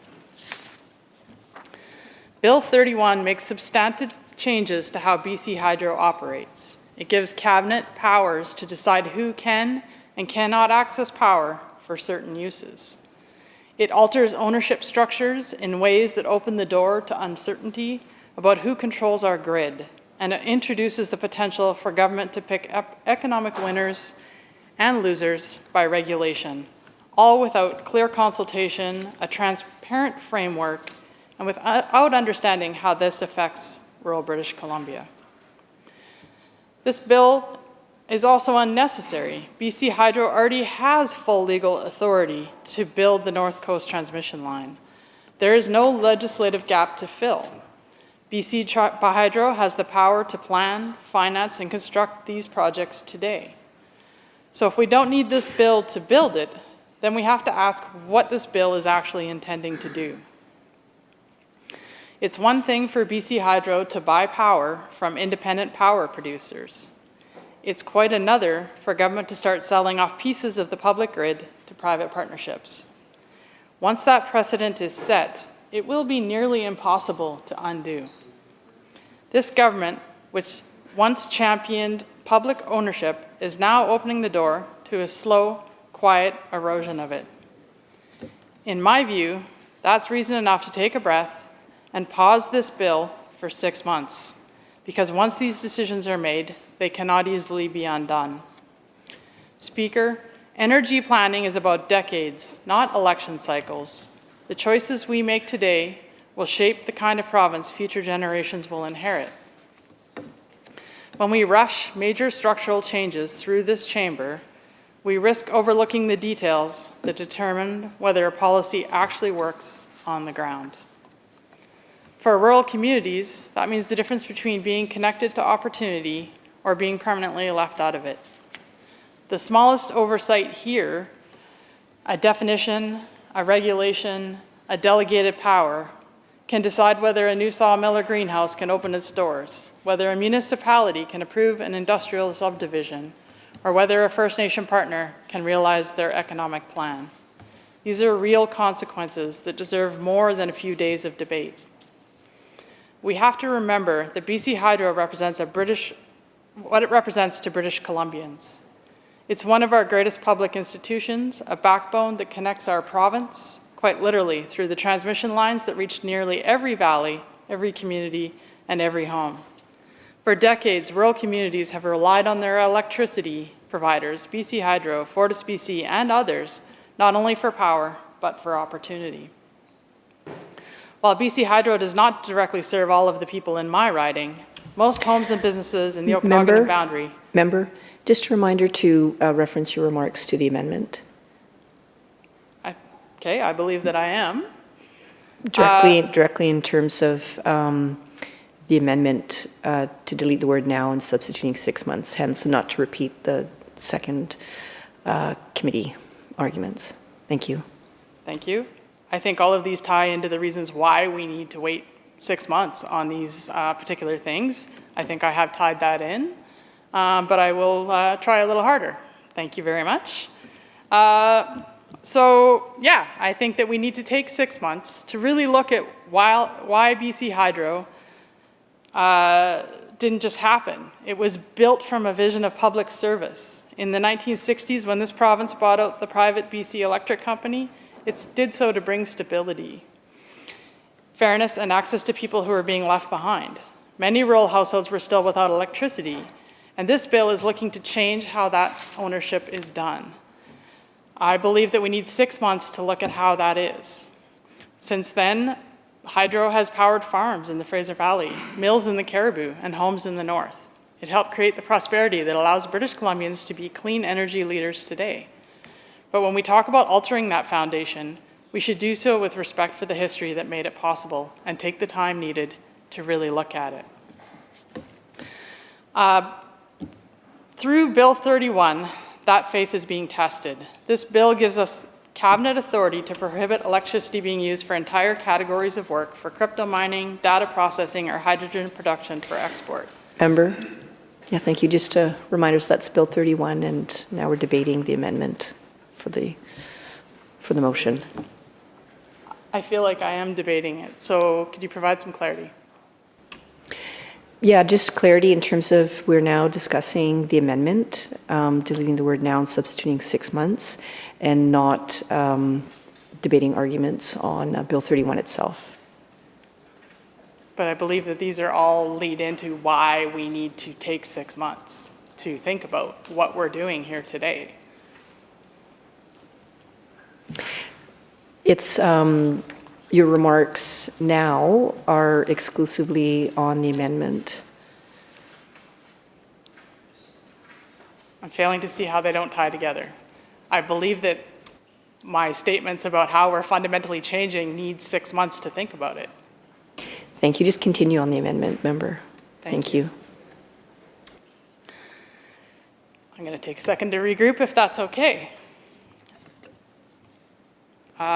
Yeah, I believe that's why this amendment is so important. It's not an attempt to derail progress. It's an attempt to protect it. We can't have policies that say one thing one year and another the next. We can't be a province that courts innovation when it's politically convenient and then shuts the door on it when the winds change. It wasn't long ago, Speaker, that this same government and BC Hydro were actively trying to attract cryptocurrency and data processing investments in this province. This 6 months allows us to go and look at those industries and see and hear from them about how this has the potential to impact. Because I'm hearing from the people in my riding, it has significant potential impacts.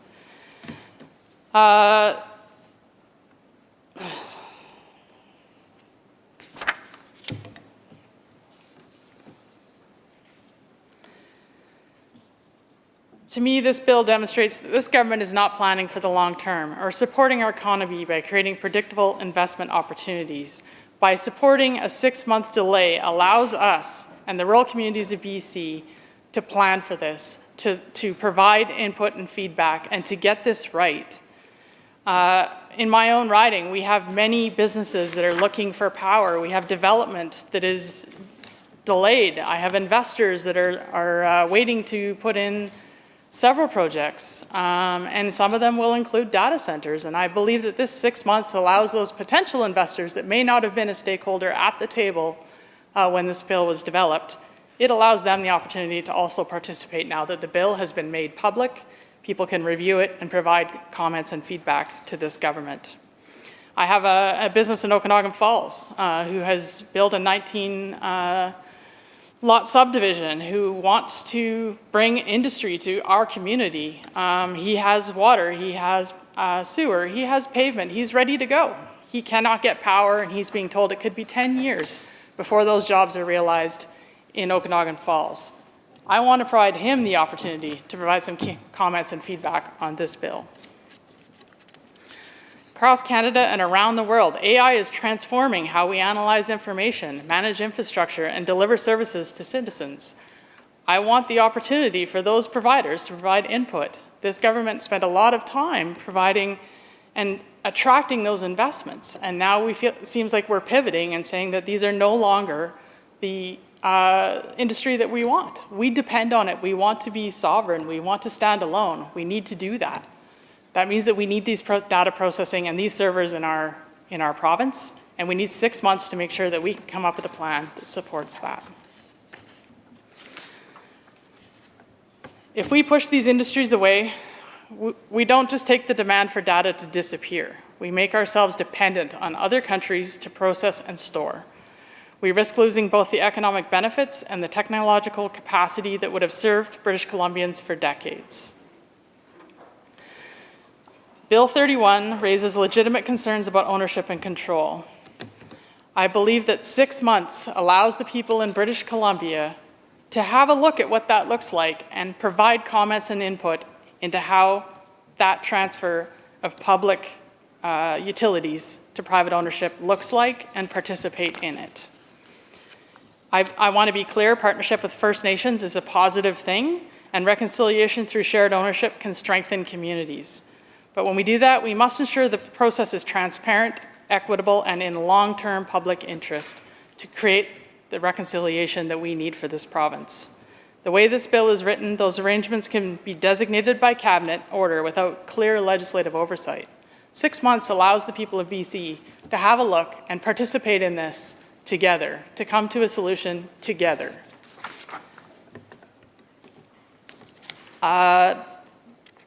BC Hydro was made public because rural communities, farms, and small towns would never have been connected if left to private markets alone.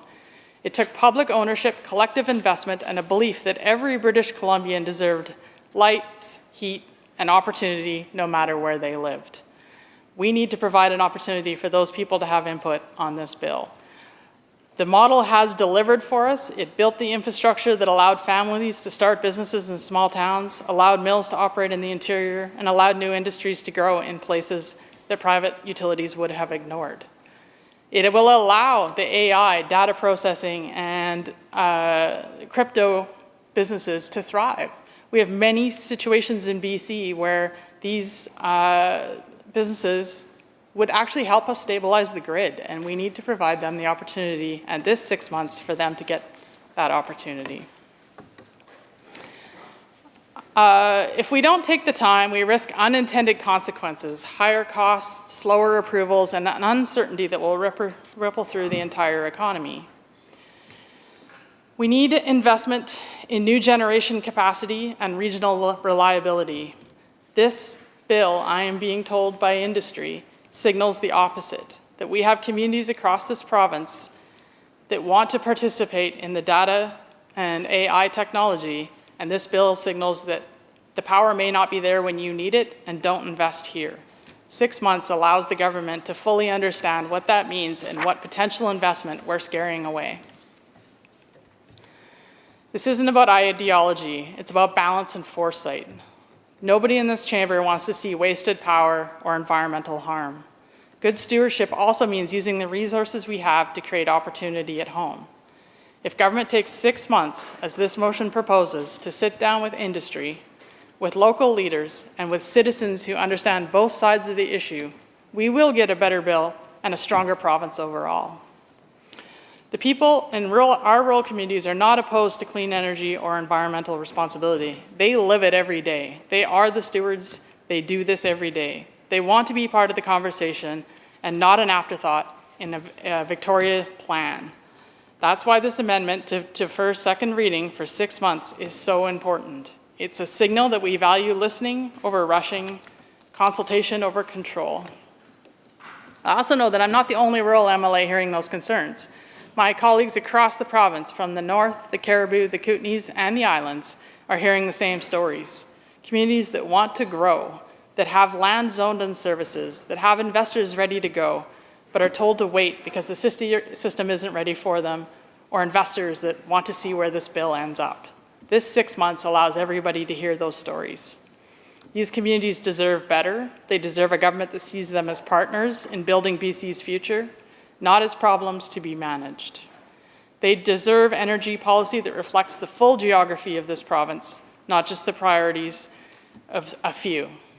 For those reasons, I stand with my rural colleagues in supporting this motion. Let's take the time to listen, to consult, and to come back with legislation that truly serves all British Columbians, from our largest cities to our smallest towns. Let's get this right. Recognizing the Minister of Energy and Climate Solutions. Thank you very much, Honourable Speaker.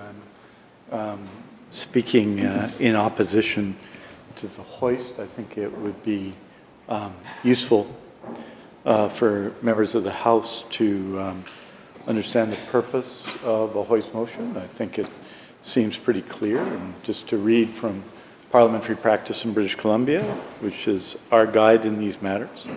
It says that the objective of a hoist motion of amendment is to critically postpone the consideration of a bill at second reading or third reading with the intent that the delay will be fatal to the bill as a result of prorogation or dissolution. The reason 6 months were chosen in the BC Legislature is that effectively 6 months is fatal to the bill. The opposition, which opposes the North Coast transmission line, let's be clear, There's a lot of talk about balancing things. The opposition has decided to oppose it. Why do I say that? Because they said so. They proposed to stop work toward a power line from the northeast to the northwest and replace the project. That's their position. They're against delivering a transmission line to members' ridings. I mean Stikine.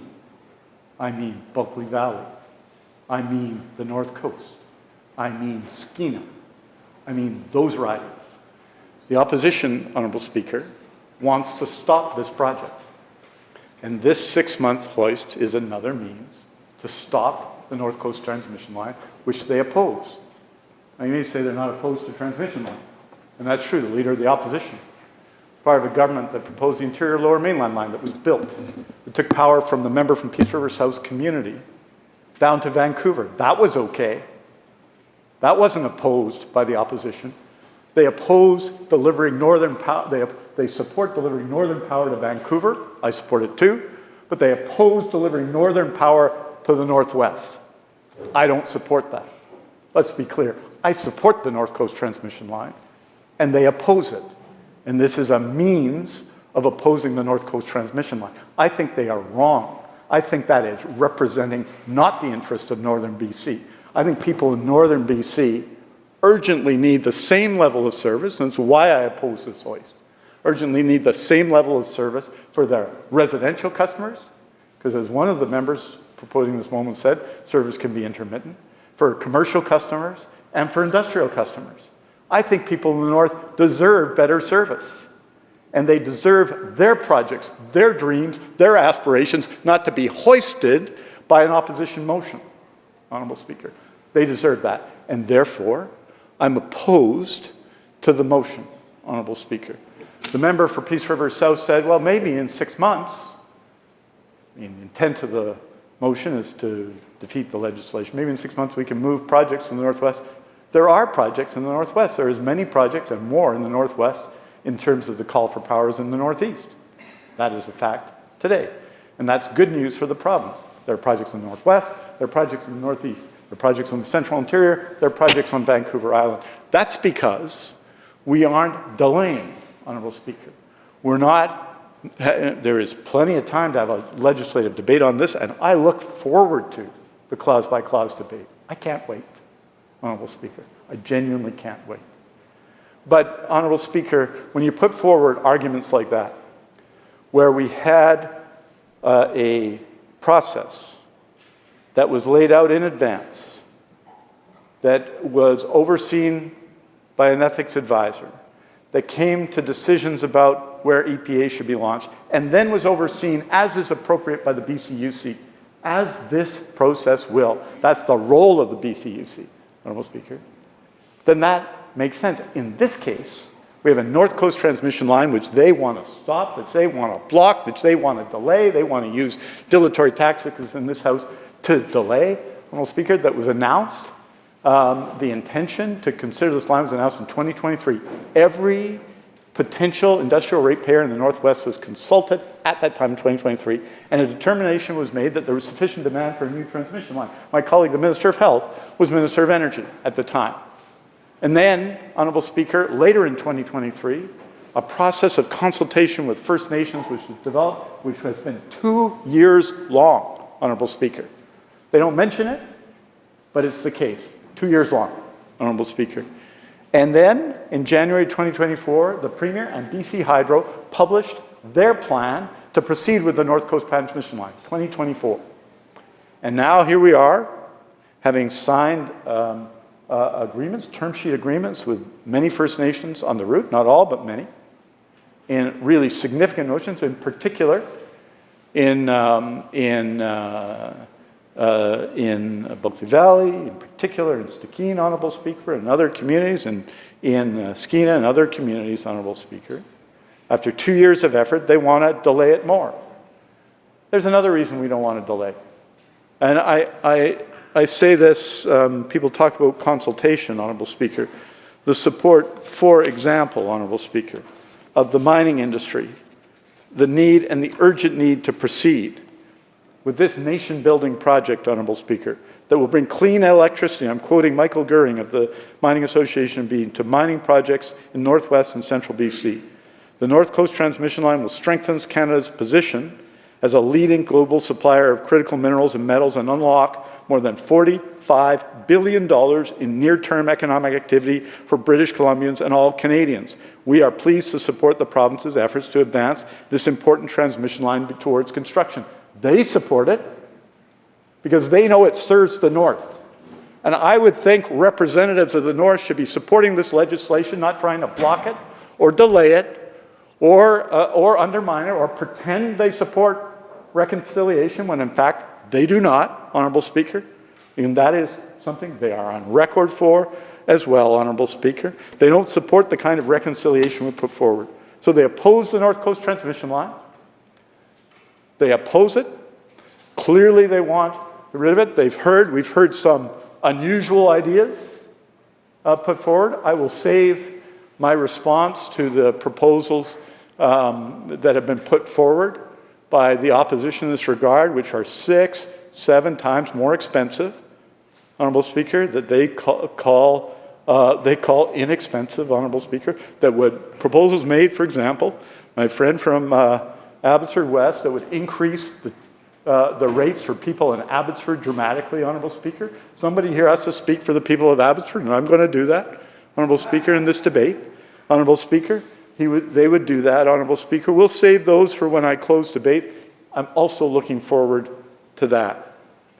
I think one of the fundamental things about this project, which I think we've heard from the federal government, the national government, the Prime Minister, we've heard from the Premier, we've heard from the industry, we've heard from First Nations, we've heard from communities, is a nation-building project that urgently needs to go forward now to unlock mining potential, has been noted here, Honourable Speaker.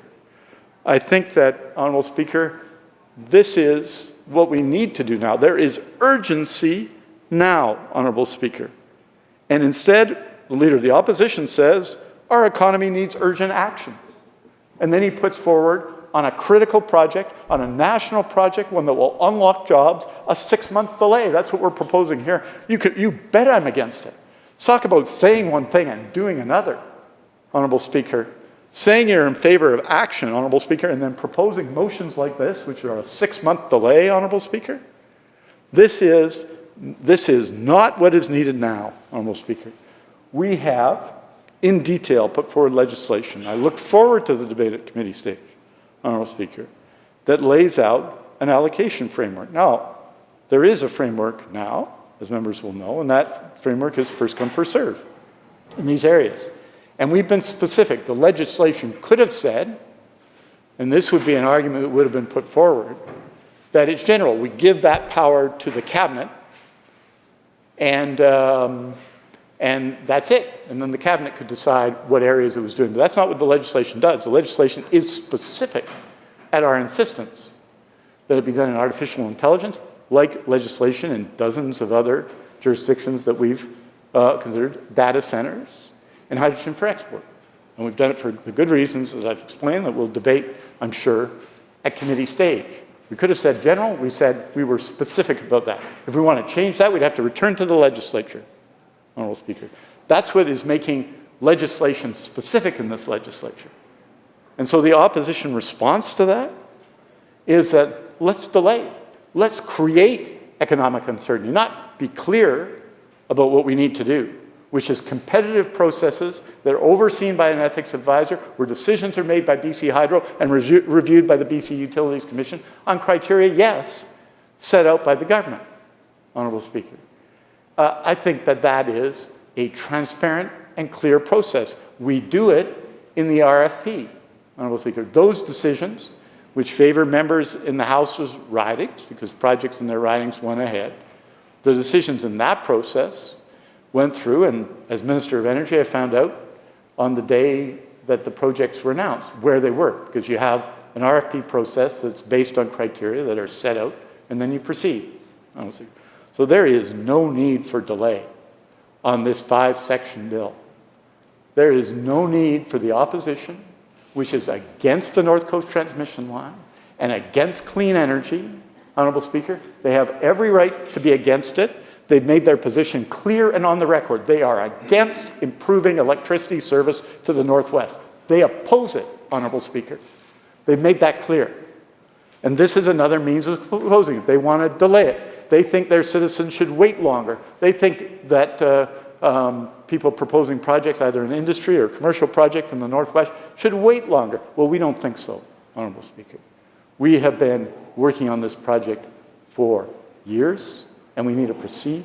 And we need to proceed, in my view, as soon as possible. In this case, shovels on the ground next summer. So no, we do not support, Honourable Speaker, a 6-month delay. We do not support it because we believe people in the Northwest deserve action, that there is unprecedented economic opportunity in the Northwest of BC, and we need to take action. We think at this time when our markets are being threatened, Honourable Speaker, by the President of the United States and other jurisdictions, Honourable Speaker, that we need to take action, Honourable Speaker, to ensure that our critical minerals can get to other markets, Honourable Speaker. We want action, they want delay. We support major projects of national interest, and they oppose them, Honourable Speaker. So I am not surprised to see this proposal, which has been indicated in parliamentary practice in British Columbia as a way to stop things you oppose, because they oppose this action. They oppose Clean BC projects. Well, I welcome the Minister back. No, I was just referring to the parliamentary practice in British Columbia. Unfortunately, well, that's what I've been doing, Honourable. There in that reference, I was referring specifically to the discussion of hoist motions in the parliamentary practice in British Columbia. And I welcome the member to enter into the debate. It's always a pleasure to have him here, and directly across from me, if not that. That's a pleasure. So in short, Honourable Speaker, we support the legislation. We support the North Coast transmission line. I understand that people who are opposed to it, who favor dramatically more expensive and impossible to complete projects, would be opposed to it. And the Conservative opposition has not surprised me in that regard, or disappointed me, I should say, in that regard. But I would suggest to all members of the House that we defeat this amendment and move back to an important debate on this important piece of legislation.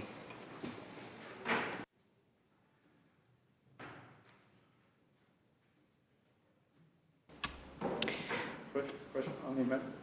Seeing no further speakers, question. Member for Bulkley Valley Stikine. Thank you, Madam Chair. I rise in strong support of the House. An amendment moved by my colleague to change the motion for second reading of Bill 31, the Energy Statutes Amendment Act 2025, by deleting the word now and substituting 6 months hence. And although I can appreciate the passion from the member across the floor, he is either have a lot of rhetoric across the floor, or he's not really providing the whole picture. Of course we support energy, of course we support projects. That short phrase, 6 months hence, may sound procedural to those listening from home, but in this place it carries great weight. It is a safeguard built into our parliamentary tradition. It allows the legislature to pause before enacting a bill that demands deeper scrutiny, fuller consultation, and a more careful weighing of the consequences. It is not an act of obstruction. It is an act of responsibility. When a bill raises questions that government has not adequately answered, when there is gaps in evidence, and when there is a legitimate concern, that haste will lead to waste. The proper course is to grant the House 6 months to study the matter further. That is precisely what we were doing here today with Bill 31. Madam Speaker, this amendment is not about slowing process. It's about ensuring that process is real, accountable, and the public interest. Our role as members of the Legislative Assembly on both sides of this chamber is to scrutinize legislation on behalf of the people who sent us here. We are trustees of their confidence and stewards of our dollars. The 6 months hence motion gives us the breathing space to discharge that duty properly. It acknowledges that the question raised by Bill 31 are significant enough to warrant more than a few days of debate sandwiched between other government priorities. This bill touches the structure of BC Hydro, the integrity of our energy system, and the expenditure of billions of public dollars. Those are not matters to rush through on a political timetable. When government tables complex legislation, it assumes the responsibility to demonstrate why immediate passage is necessary. In this case, that burden has not yet been met. Ministers have said this bill is required to build a new transmission line to the North Coast, yet BC Hydro already possesses full statutory authority to construct transmission infrastructure. So if urgency truly exists, it has not yet been proven. The more likely explanation is that government wishes to embed new ownership and partnership arrangements before the public fully understands their implications. That is precisely why we have the delay mechanism to say stop, slow down. Show us the evidence before you change the rules. Madam Speaker, the 6-month period is not arbitrary. It reflects a principle that the Parliament should not legislate in ignorance. 6 months allows for public hearings, independent fiscal review, and consultation with industry, municipalities, and Indigenous nations along the affected corridor. It allows time for ratepayers, unions, and environmental groups to assess the long-term consequences of altering BC Hydro's mandate. In other words, it allows democracy to function as it should, openly and deliberately. I know government members will say that this motion is a delay tactic, that every day we wait and risk missing an economic opportunity. But let's remember our history. Rushed legislation has seldom saved money or time. More often it has produced the opposite. We need only to recall Site C. Announced on time and on budget, was years later billions over budget. That project suffered from inadequate scrutiny at the front end. If ever there was a lesson in why 6 months can save $6 billion, that was it. To deny ourselves that reflection now would be to repeat the very mistakes we claim to have learned from. The amendment motion also tests government's confidence in its own proposal. If ministers are certain their case is sound, they should welcome an additional review. If the economics are solid, if the ownership structure is defensible, if the environmental and Indigenous consultations are thorough, then 6 months will only confirm it. A good policy can withstand sunlight, a weak one cannot. The amendment before us simply invites that sunlight to shine. Let me also speak to the constitutional and procedural importance of the motion itself. Parliamentary democracy depends on 2 pillars: the right of government to propose and the right of the legislature to dispose. When a majority uses its numbers to curtail debate, it risks weakening that second pillar. This motion restores the balance. It reminds the executive that the legislator is not a rubber stamp. It ensures that the lawmaking process remains deliberate, not automatic. Throughout the Commonwealth, from Westminster to Ottawa to Victoria, the 6 months hence amendment has served as a respectful means for opposition members to say, this matter is too important for haste. It is part of our inherited safeguard against the tyranny of convenience. Madam Speaker, we are dealing here with a bill that would alter how BC Hydro can partner, own, and regulate within the energy system. That is not a housekeeping amendment. That is restructuring of one of our province's largest public institutions. If anything merits a cooling-off period, this does. This motion gives government a chance to return in 6 months with a clear explanation. Why is this bill needed now? What exactly does it authorize that existing statutes do not? How will it protect ratepayers? How will it preserve public ownership? Without those answers, proceeding today would be reckless. There is another dimension, Madam Speaker, the matter of trust. Public confidence in large infrastructure spending is fragile. People see project after project exceeding its budget and they wonder whether anyone is minding the store. When the government presents a bill tied to a $6 billion transmission line and asks for immediate approval, they are asking for trust that they have not yet earned. 6 months of open review would begin to rebuild that trust. It would demonstrate that this House takes its fiduciary role seriously, that oversight is not an inconvenience but a constitutional obligation. Some members opposite will argue that deferring this bill sends a signal of uncertainty to investors. I would argue the opposite. Predictability is built on a good process, not on speed. Investors prefer jurisdictions where governments think before they legislate, where rules are clear and consistent, where public agencies operate transparently. A hurried law passed without full understanding creates more uncertainty than any delay ever could. 6 months of scrutiny leads to decades of stability. That is a trade-off worth making. Madam Speaker, let me remind colleagues that this motion is not unique to energy policy. It has been used across party lines whenever the House has faced legislation whose implications extend far beyond the immediate political moment. Members on the government benches, when they once sat in opposition, used the same tool to demand accountability on forestry reforms, on health restructuring, and on privatization initiatives. They recognized then, as we do now, that sometimes the wisest course is to stop and think. Surely what was wise in opposition does not become folly in government. I've heard ministers insist that consultation has already taken place. If that is true, then providing documentation of that consultation should be effortless. But so far we have seen no evidence, no transcripts of meetings with northern communities, no environmental impact analysis, no detailed cost-benefit projections. All we have are assurances. Trust me, they say. Assurances are not enough when billions are on the line. 6 months will allow the release of those documents, the presentation of independent reviews, and the answering of legitimate questions raised by every MLA in this chamber. Madam Speaker, it is also worth noting that this motion is one of the few procedural tools available to protect minority voices in a majority legislature. When the government controls the calendar and committees, the opposition's ability to secure meaningful review is limited.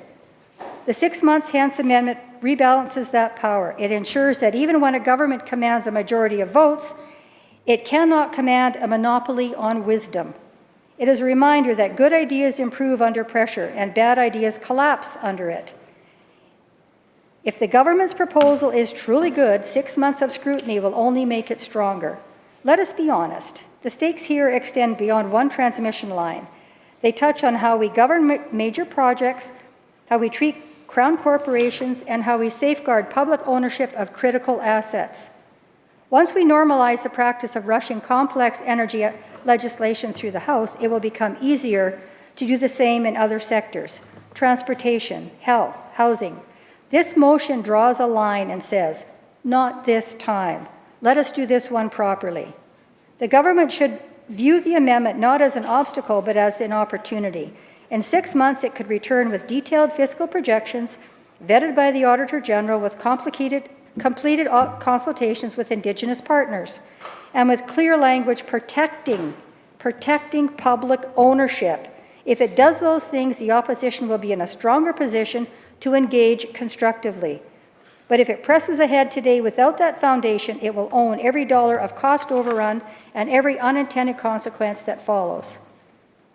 A wise government would choose the first path. Madam Speaker, British Columbians are pragmatic people. They understand that large projects take time, that due diligence costs less than disaster. They expect us, their legislators, to ask hard questions before signing the check. That is all the 6 months hence motion does. It says, let's press pause, ask those questions, and come back when the answers are in. That is not opposition for its own sake. That is accountability for the public's sake.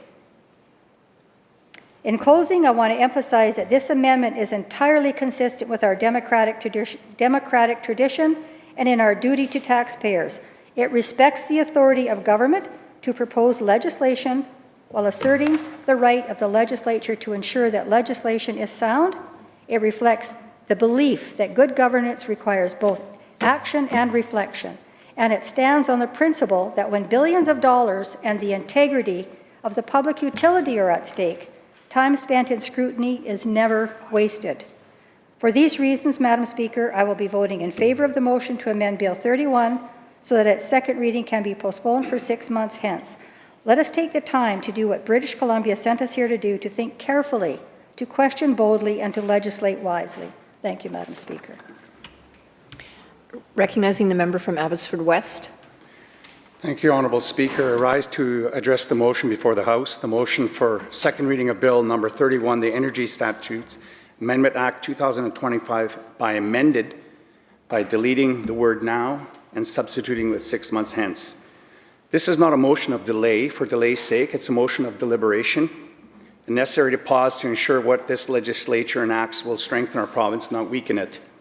And Honourable Speaker, I'm a little confused. How does 6 months stop building the transmission line?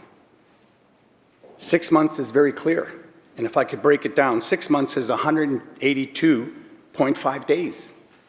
6 months is 4,380 plus hours.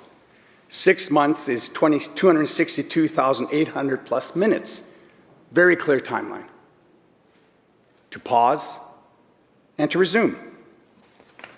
Because this bill, while framed as a technical update to modernize BC Hydro's authority, in truth, actually represents a series of profound and troubling policy shifts that deserve careful scrutiny. Not stop, pause for 6 months, which is very clear, definitive timeline. Because that's what it takes to scrutinize something. It takes time. When you rush through things, you miss things. When you rush through things, you break relationships. When you rush things, you have unintended consequences. Let me begin by saying what we on this side of the House believe in: responsible energy development, responsible reconciliation with Indigenous people through meaningful partnerships. And here is a principle that I think the other side of the House understands, and that is it takes time to build relationships with Indigenous people. You don't rush things through. In their culture, time is precious. Relationships are precious, not rushing things through. We believe in responsible and strong public accountability for BC Hydro. But this bill raises serious concerns about transparency, about accountability, about long-term integrity of our province's public energy system. We need to pause to get it right, and that's why I support the amendment to delete the word now and substitute it with 6 months hence. Thank you, Madam Speaker. Seeing no further speakers to the amendment, call the question. The question is amendment to second reading of Bill number 31 entitled Energy Statutes Amendment Act 2025 be amended by deleting the word now and substituting 6 months hence. All those in favor say aye. Aye. Those opposed say nay. Nay.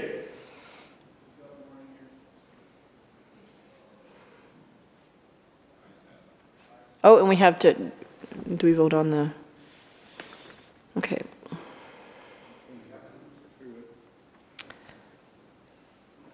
The amendment is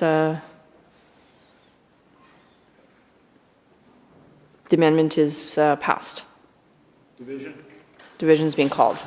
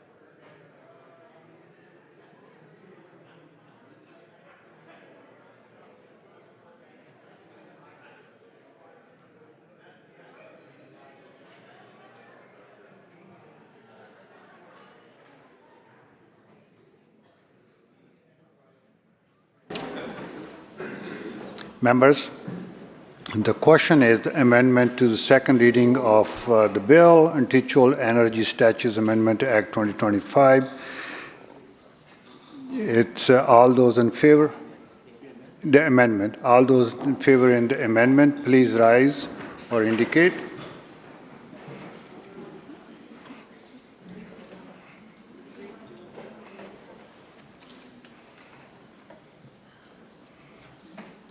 Please be seated. Those who oppose, please rise or indicate.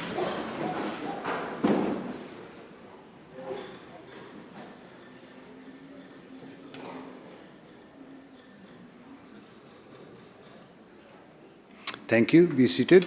And Mr. Clerk will connect with members participating remotely. Please keep your audio and video on. Mr. Clerk. MLA Chan.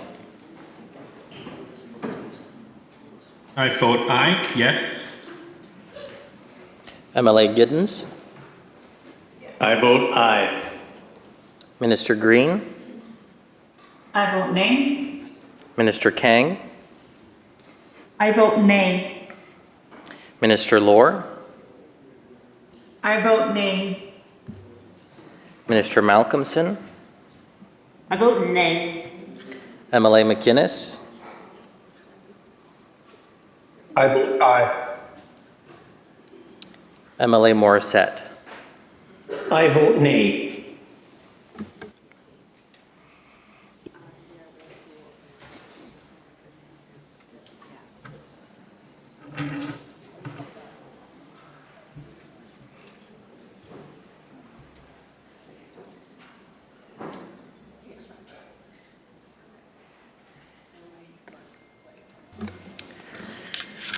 Those voting aye: Wilson, Kindy, Millibar, Warbus, Banman, Halford, Hartwell, L. Neufeld, Van Popta, Dew, Clare, K. Neufeld, Bangu, Payton, Gasper, Chan, Tour, Hebner, Giddens, Rattay, Davis, McInnes, Bird, McCall, Stamer, Day, Tepper, Mock, Maz, Williams, Lowen, Dollywall, Dirksen, Luck, Block, Brody, Armstrong, Keeley, Sturko, and Boltby. 40. Those voting nay: Lohr, G. Anderson, Blatherwick, Routledge, Chant, Toporowski, B. Anderson, Neil, Osborne, Barr, Krieger, Davidson, Parmar, Sunner, Bear, Chandra, Herbert, Wickens, Kang, Sandhu, Begg, Higginson, Phillip, Lajeunesse, Choi, Rochford, Elmore, Morissette, Popham, Dix, Sharma, Farnworth, Eby, Bailey, Callon, Green, Whiteside, Boyle, Ma, Young, Malcolmson, Gibson, Glumac, Aurora, Shaw, Chow, Deere, Valeriot, and Bodrell. 48. The motion is defeated.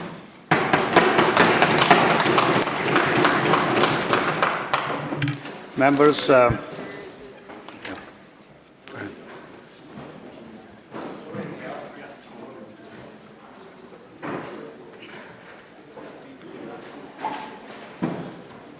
Government Officer. Thank you, Honourable Speaker. I move adjournment of the debate. Committee Chair. Yes, adjournment of the debate. Yeah.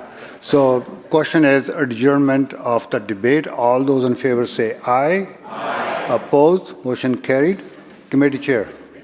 Mr. Speaker, Section A reports progress on Bill number 20 and asks leave to sit again. When shall the committee sit again, Government House Leader? The committee will sit next sitting. So ordered. Members, honorable members, earlier today, following oral question period, the leader of the fourth party raised a point of order on the application of the rule of anticipation to debate in the House, including oral question period. The chair thanks the leader of the fourth party for her submission and is now prepared to rule on the point of order. The rule of anticipation is a parliamentary practice that is designed to prevent discussion or decisions on a topic that has or will be the subject of substantive debate in the House during a parliamentary session. Its aim is to not preempt a future debate and not to risk duplication or contradiction of decisions of this House through subsequent debate. With respect to the application of this rule to questions pertaining to bills arising during oral question period, Parliamentary Practice in British Columbia 5th edition notes at page 324, and I quote, "Questions may be out of order if they deal with the details of a bill which stands on the order paper, or if they address proposed amendments. Such matters should be canvassed at committee stage considering of the bill," unquote. However, a question may be canvassed if it is of a general or high-level nature that may relate to the contents of a bill. Furthermore, with respect to a bill that was introduced and subsequently defeated at first reading, the rule of anticipation is not relevant. Questions related to the bill, particularly in the context of its defeat, are not prohibited under this rule.